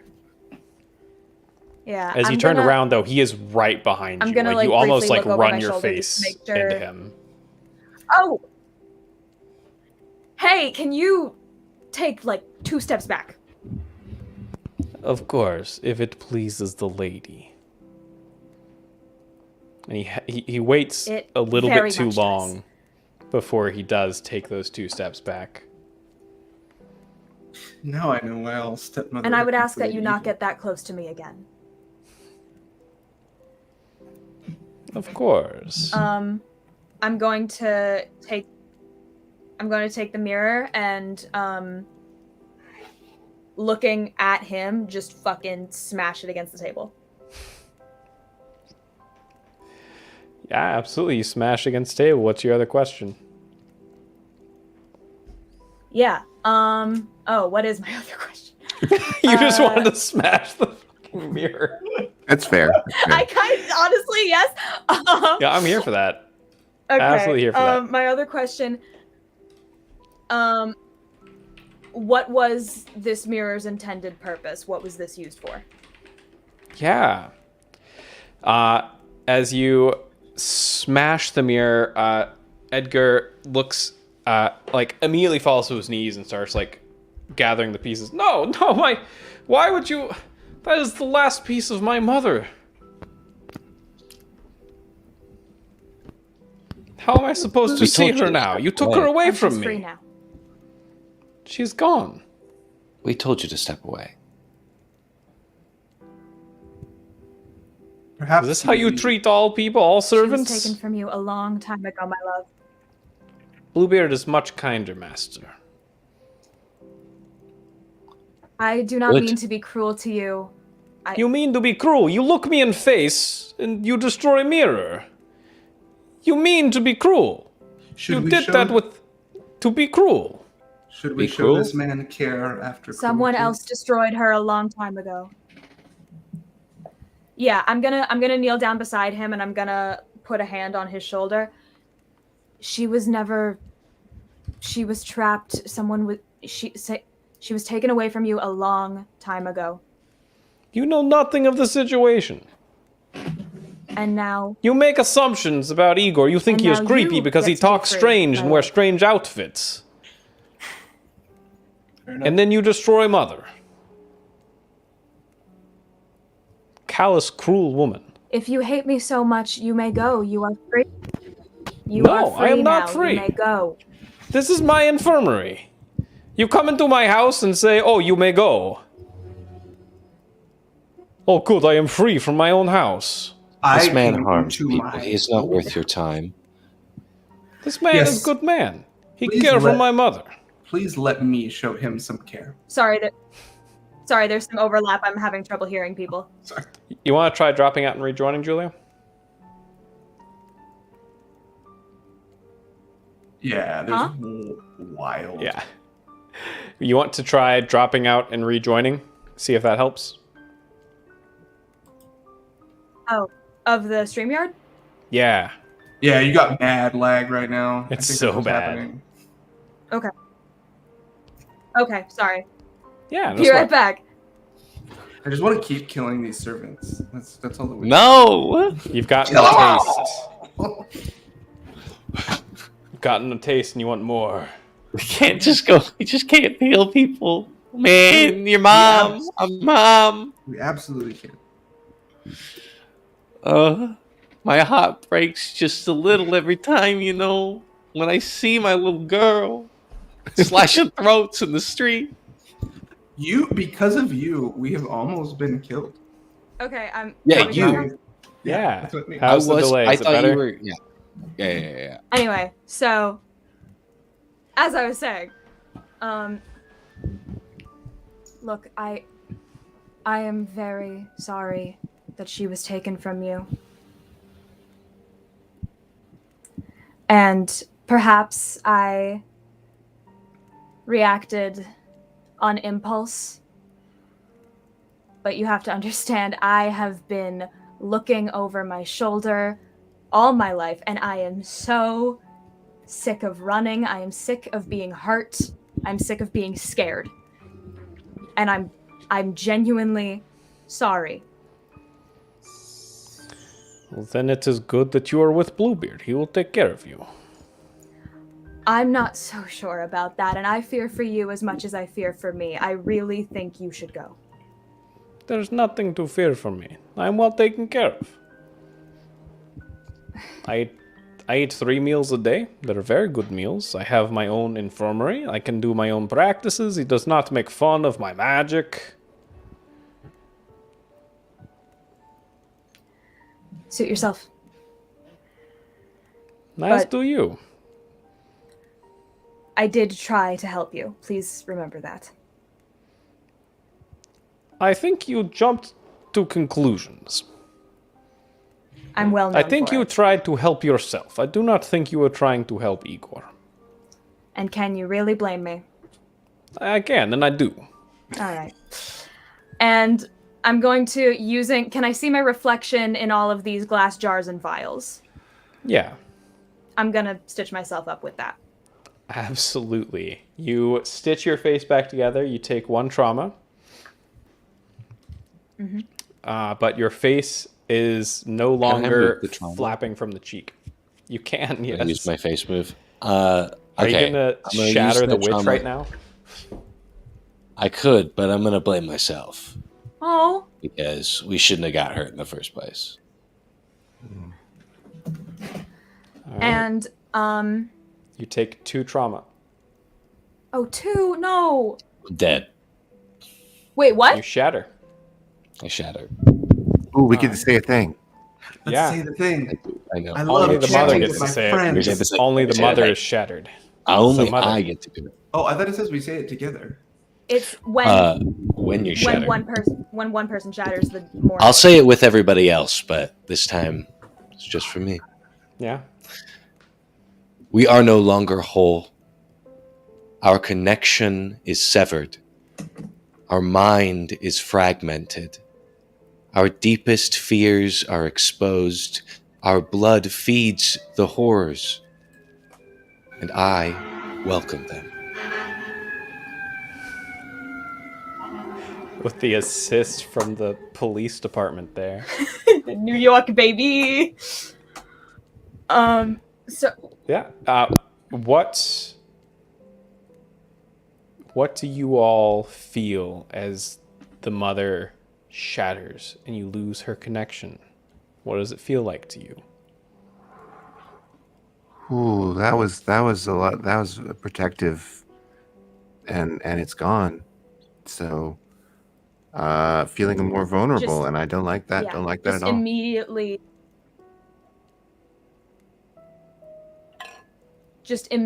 so much smaller. As much as the witch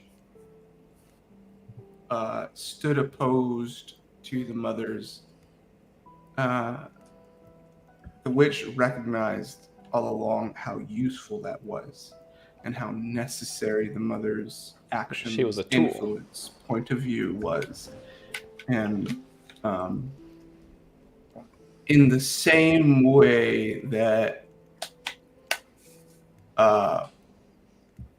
entering into the marriage was a risk, and as we've gone through these doors, we have realized and begun to process.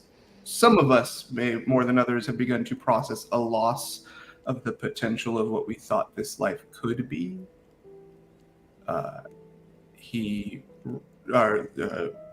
The witch recognizes the loss as the potential of a mother, and that as that door closes, sheds a single tear in remembrance. Yeah. I would like to propose a truth. Yeah.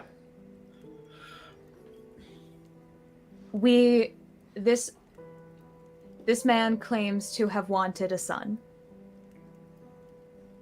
If this is how he treats his own children, forces them to work, convinces them that this is the good life, that this dark, dirty room is the best possible outcome, then if that is how he treats the son that he claims to have wanted, then how are we to expect any better? Yeah. What token do you bring with you? The family portrait. Bring the family portrait. Is this a token of faithfulness or disloyalty? Disloyalty, motherfucker. Absolutely. With the fucking door! As you leave this Imagine room... if I said loyalty. Imagine if I was like, no, that's chill. Like... Back to the hallway, you find yourself at the end of the long, long west wing. And all the way at the other end is the simple study door. Sisters, starting with the Animus, do you choose to take these tokens that you have taken and present them as evidence to the town of Bluebeard's wrongdoing? Or do you attempt to run away and start anew, leave this whole life behind you, everything about it? I want to go home. As awful as home was at times, we haven't spoken of the bride's brother yet, but I think he is the one person who she knows would have her back and who she does implicitly trust. So I wouldn't want to abandon him at the very least. So my vote is go home and try to tell people. Absolutely. Our Fatale, do you want to present the evidence to the town or run away? I cannot imagine where we would be if we ran away, what we would lose, what we would be. The very thought is like a pit before me that I cannot look down into, and therefore I believe that we must instead show the town his wrongdoing and take the power for ourselves. Yeah. Which? Do you wish to present the evidence to the town or run away and start anew?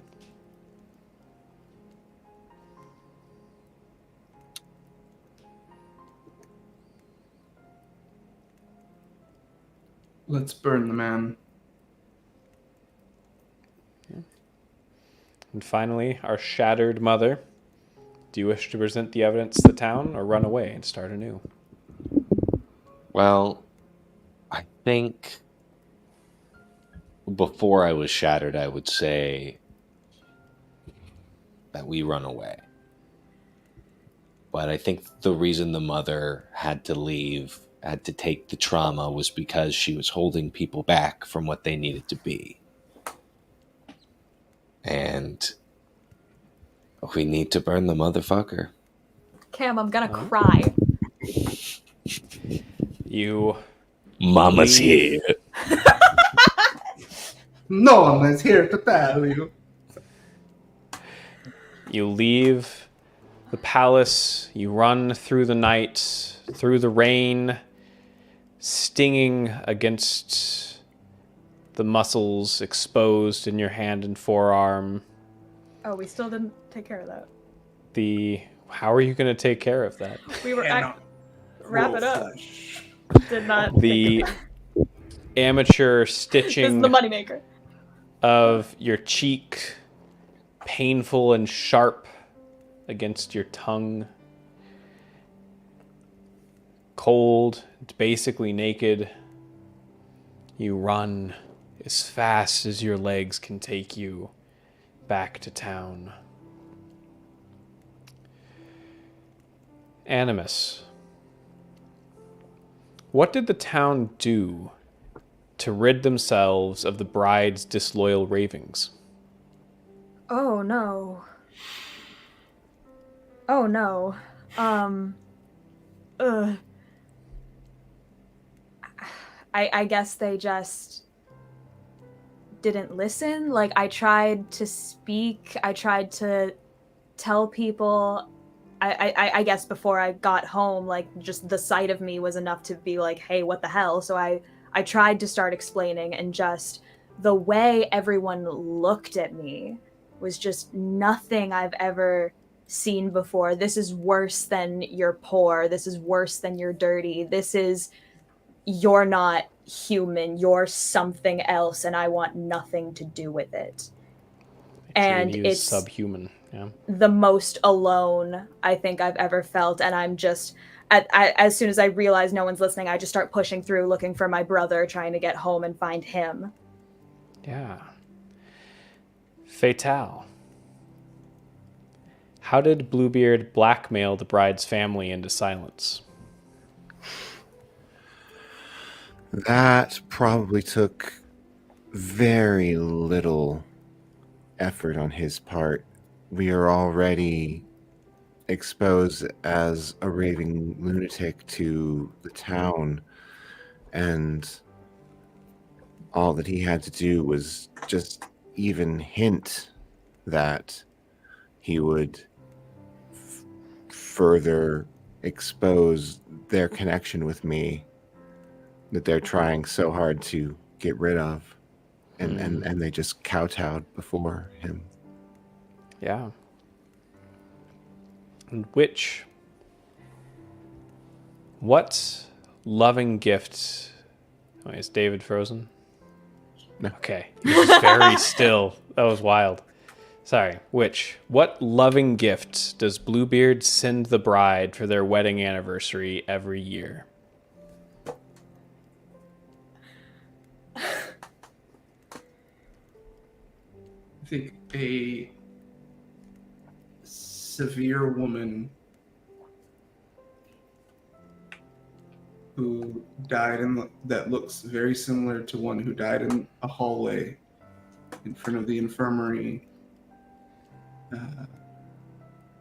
on a tray, brings it's like a good 1 second. I can't remember the name of it again. If you want to sound smart, you're going to say, I don't remember the word for it in English. I thought you were going with parts of that woman on a tray. I misunderstood. And I was No. There's like a specific type of knot. The Celtics have one, and native tribes do too. And it's like a talisman that you give to a new mother, and or a woman who's been found to be pregnant. And on that tray is simply that every year, and it is laid in her quarters. Damn. Mother, what new room in Bluebeard's house haunts the bride's dreams every night?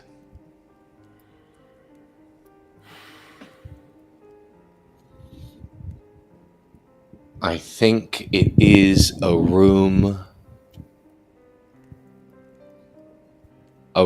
full of books, a room with library shelves that reach the ceilings, detailing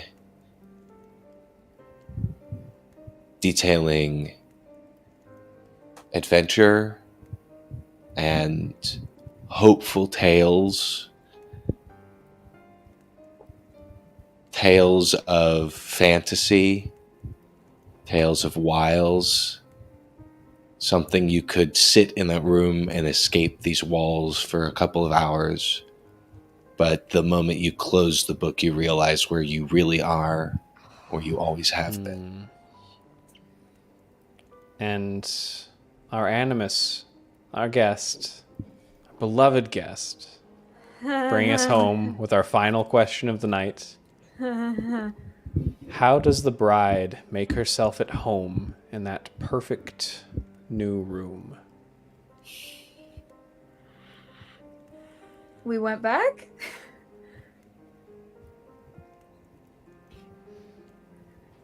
Okay.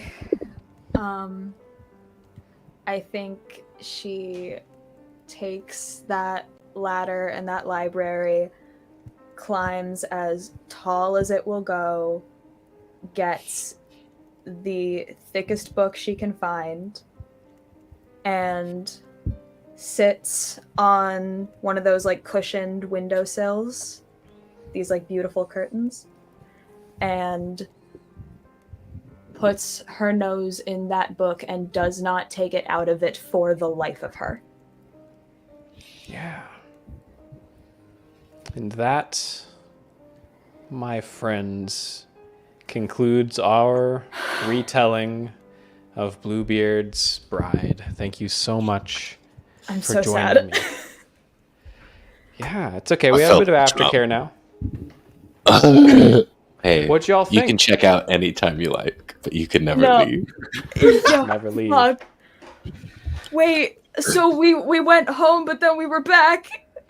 Yeah, Not man, taking the whole that. town is You were Bluebeard. Look, lunatic. once you... No, So- you can't leave. Oh, You it's can the scene in interpret it how Hotel you want. Transylvania. You can interpret it how you want, right? It's not necessarily that you went back. It's that you have this dream now Oh, that you're that stuck makes in. Way more Right? sense. Yes, you said that, and my brain just didn't do that. We That's dead. a little better, I guess. We died. We did. We We lit died. the switch. We died. I think. But what If we does didn't that die, make? we died inside. What does that make the other rooms that you were visiting, right? Jesus. It's memories, man. It's fucking memories. It's stories. It's So does that mean talking we about it, hearing rumors. Does that mean we didn't find the brother?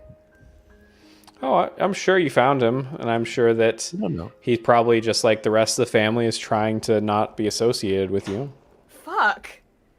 Yeah, man. He's still Yeah, just a man. fuck. Yeah, It's a horror. None of the endings are happy. Just to, Right. to No, I be gathered clear, that, there's not but like a good I- ending, a win I condition. tried, damn it.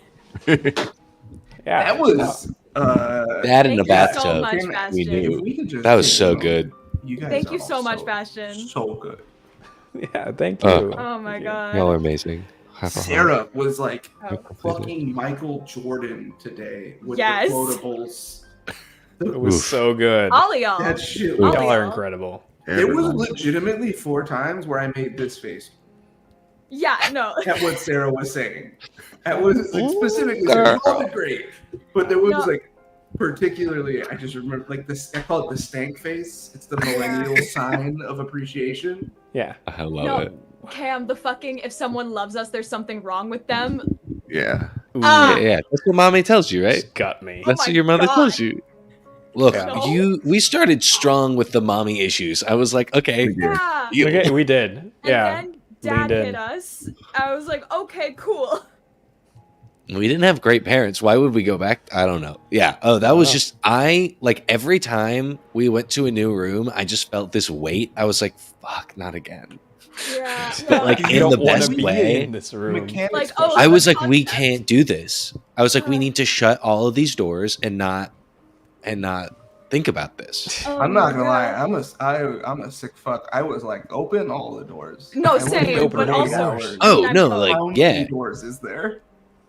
But like Ah. as like a caretaker, as like the mother, I was like very much like there was one point where I looked up and I was like down here. It's just like I was like, God damn. Well, that's Oh, yeah. your fault for being empathetic.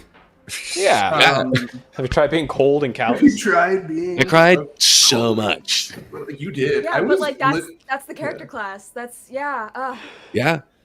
My fucking goddamn Also, bleeding heart. the fact that we didn't have a virgin, but I think my animus kind of like contained Took some on a of lot of that. Yeah, I virgin. agree. Yeah.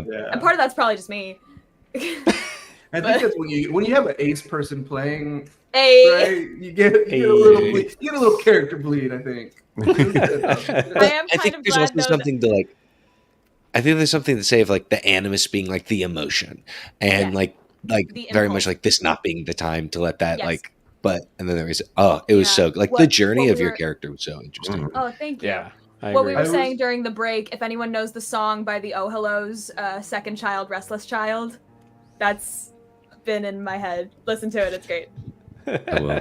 I love the oh hellos. I'm just so glad I happened to like. I woke up and I was like, I need to see Denzel Washington's.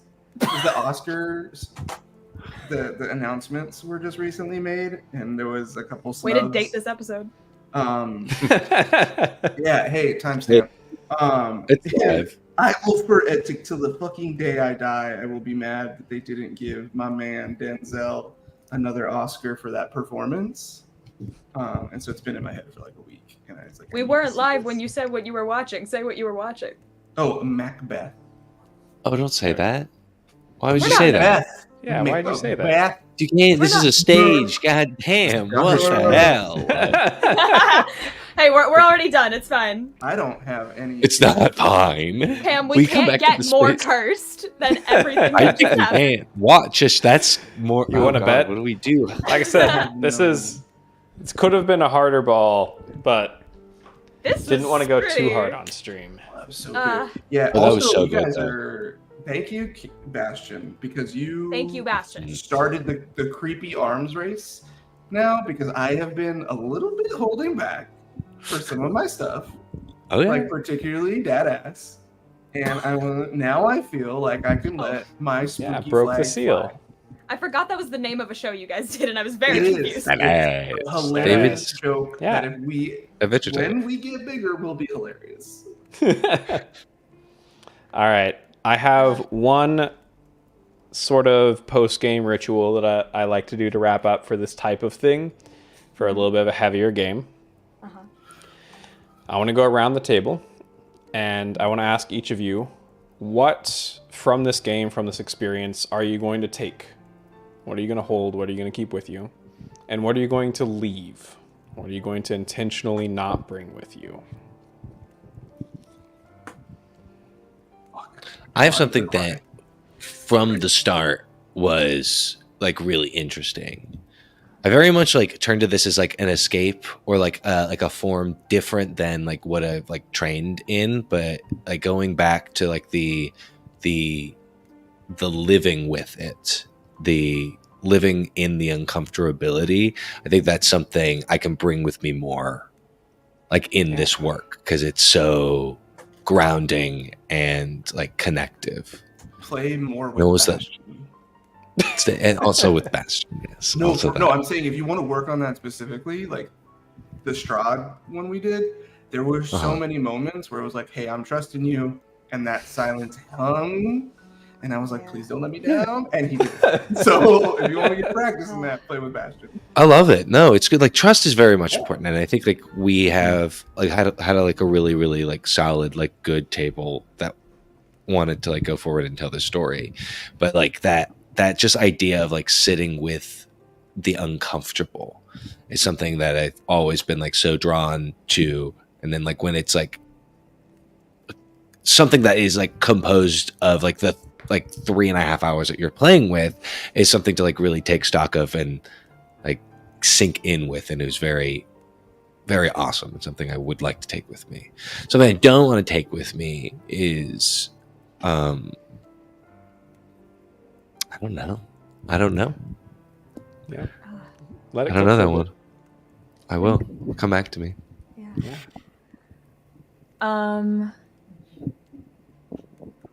I said and now I'm not sure. No, I'll go. Fuck it. I Fuck think it, we the ball. thing. Yeah, fuck it, we ball.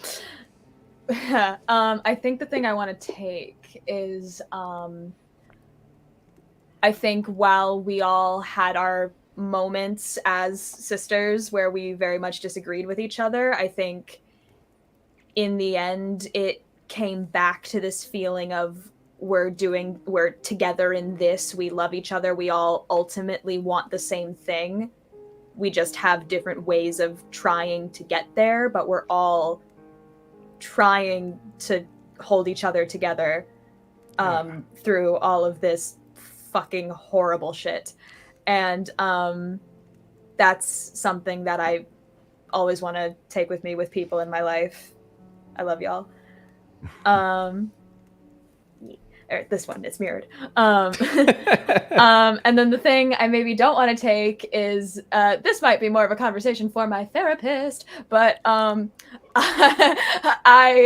when someone calls me out on something, I do tend to get very defensive and just, here's why I'm right, here's why you're wrong. No, I got this. Like, shut up and leave me alone. That scene with Igor there, I was like, I went on the defensive a little too quick, and I could have stood to listen more. I mean, part of it is I think at that point Animus was so fucking fed up with this shit. Done. Yeah. But I, in my life, can be a bit of a reactionary person, and it's something I'm working on. So, and here come the fire department. It's your therapist. They're gonna beat down your door. Gonna talk about how defensive you are. You actually don't need to sign this form. It's a 5150. We're just gonna take you. Yeah.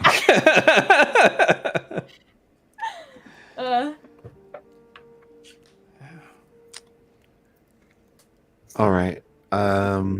So I want to take with me the feeling of connection that I got in this when we're playing the same character in different respects, and like I feel closer to Julie even though I don't know you, and I feel like that experience is something to learn from and to experiment with in my own games, and I love that. So that's what I'm taking with me. What do I want to leave behind? Probably the stress. I just want to breathe and wiggle it out. It's also get rid of that. hot in my room. Oh no. I guess that's me. I was going to say a very similar thing to Sarah.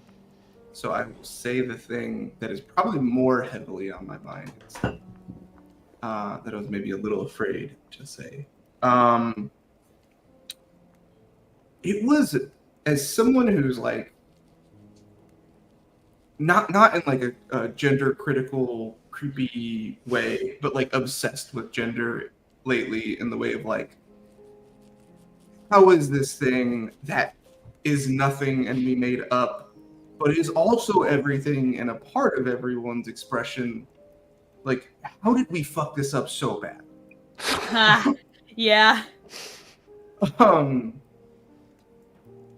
it was like, there was, and I'm sorry, getting a little emotional thinking about it. I feel like it was like so cool to see the like different expressions of femme energy here, and that, and it I don't know, it just felt so vulnerable in a way that was insane, because the world that we were in was insane, but we all came to this table with like 0 session prep, 15 minutes, and said, hey, yeah, let's like all put it out on the line. And it was like, it felt real. You like, Cameron very much is a caring mother hen kind of person, right? A like always wants to check in and make sure everybody's doing okay, says I love you all the time, right? Expresses that kind of care and love and stuff. And I'm not gonna I've never seen that side of Sarah, but it was very cool to see that though, right? It was this, and Julie you're such a great performer. And I think because you can balance so much, and it's something I can't do because when I bleed over, I cry. There's always like a small part of Julia that comes through in the couple times that I've played with you. There's this earnestness, there's this honesty, this campiness that was so effervescent in Animus today that I was truly blown away by your performances, and I feel like I'm the luckiest guy in Southern California right now. What I will leave here are my tears. David, I'm crying. Sorry. No, The good tears. I The love good you. tears. Okay, good. Make you cry more. I'm just kidding. Yeah. No, I don't know. I guess what I'll leave is that I will do my best to leave that fear that holds us back from vulnerability. Yes. Yeah. That's strong. That's strength. Yeah.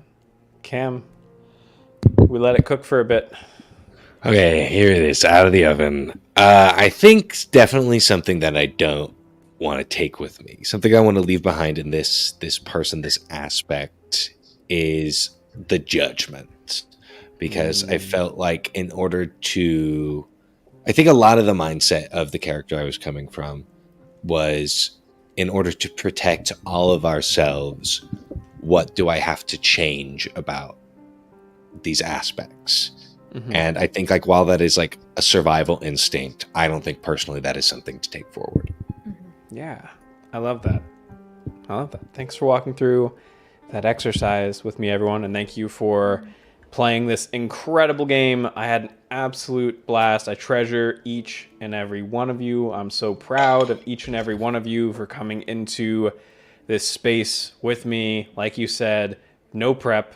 I gave y'all no heads up or prep on any of this. It was just like, fuck it, we ball. Fuck it, we we ball. ball. And Streaming I Rainbow. appreciate Fuck it, we yeah. ball. New tagline. Let's go. That's the sticker for Gen Con. Yeah. For those of you who have stuck around to the end, make sure to get in the Discord if you're not already there. Come hang out with us. Let me know what you thought of my debut as a DM. I always love getting feedback and Tell hearing your friends, from if y'all. you are watching this back on playback, Tell your friends. there are not very. I will proudly stand up for Bastion's work. Never my own. You will not see very much of this stuff on the internet. This kind of actual play, right? Don't get me wrong. We love the critical roles. We love our inspirational heroes at D20, right? But it is indie folks like this. It is us who move them to do things like Candela Obscura, who move them to take on more obscure Kids on Broomsticks and Regency stuff, right? And all that stuff. So support your fellow CCers, support your indie CCers and your fellow regular human beings trying to make cool shit on the internet. Yeah. Yeah. All right. I love your faces. And I will see y'all in the next episode, stream, YouTube video, there in your window at night, just around your shoulder when you turn around, February 9th, sitting in your stream. bathtub. We love you. New York. I gotta bring bathtubs into this. Yeah, God you damn. said clawfoot, and I'm like, oh god, this sucks already. This sucks already. Who has a clawfoot bathtub? Jesus. That was where we started. All right. Thank you so Bye-bye. much. Okay, love Bye. you. Mama's home. Bye. Good night.